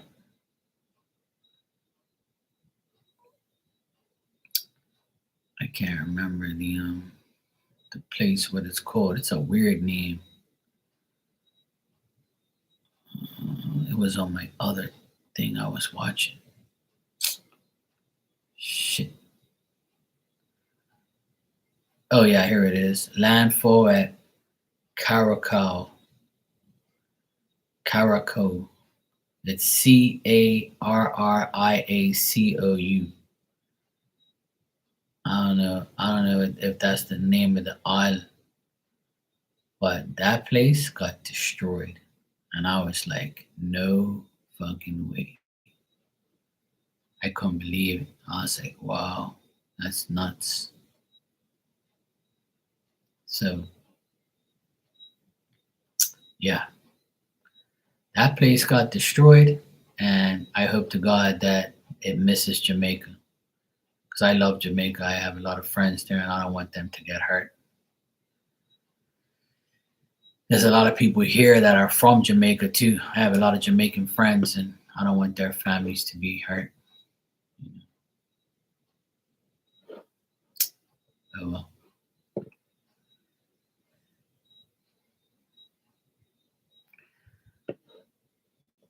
And the name of the place is Caracol, but there was another name. It was like islands next to what you call it, like Grenada. Yeah, see, it makes landfall north of Grenada.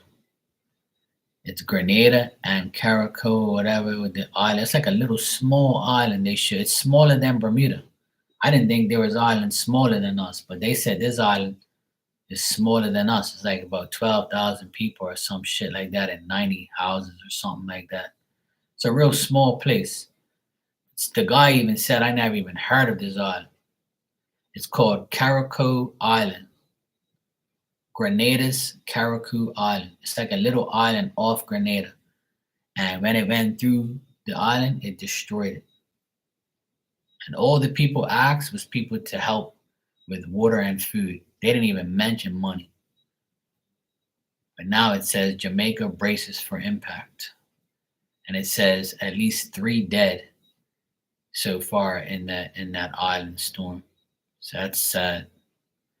Well, 3 is better than 30, 40, 50. So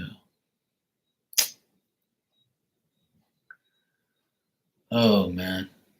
So it's approaching Jamaica right now. So they're doing live reports on it. It's still big and it's still very deadly, unfortunately. All right, everybody, please pray for those affected by the storm. Please pray for Jamaica and hopefully that. Please pray for that storm to like die or like go somewhere else or stay away from Jamaica. No one deserves the storms, but hey, it's life. It's where Mother Nature is Mother Nature, so I can't control it. I wish I could, but I wish I can like do a magic trick and get rid of it, but it's unfortunately it doesn't work that way because I would have been done it for here. So yeah, all we can do is pray that those people don't lose their lives. Everything else can be replaced. And sometimes I honestly wish that I can go there and like help those people. Like I would honestly like that's how I feel sometimes. I wish I can get on a plane and I wish I had like a shitload of money and I can just like put all these materials on a plane and just go down there and just help everybody. Like I honestly feel that way sometimes that I wish I had the power to do that. But hopefully a lot of people will do that and hopefully a lot of rich people will help and I hope people would like really hear it. I hope people have love in their heart to help those people. Like I wish I could. I wish I was a millionaire and I can, you know, if I had my own plane, I would fly down there myself and fucking bring them shit and help them out. Right? But anyway, let's just pray to God that people help those people and help them out. So. All right, good night, Hermana. Good seeing you. Hope all is good. Miss Bikini, good night. Take care. Everybody, thanks for coming by. Good night, Ninja. Love you guys. And just keep praying. And I'll see you guys tomorrow. I'll be here. All right, cool. Bye.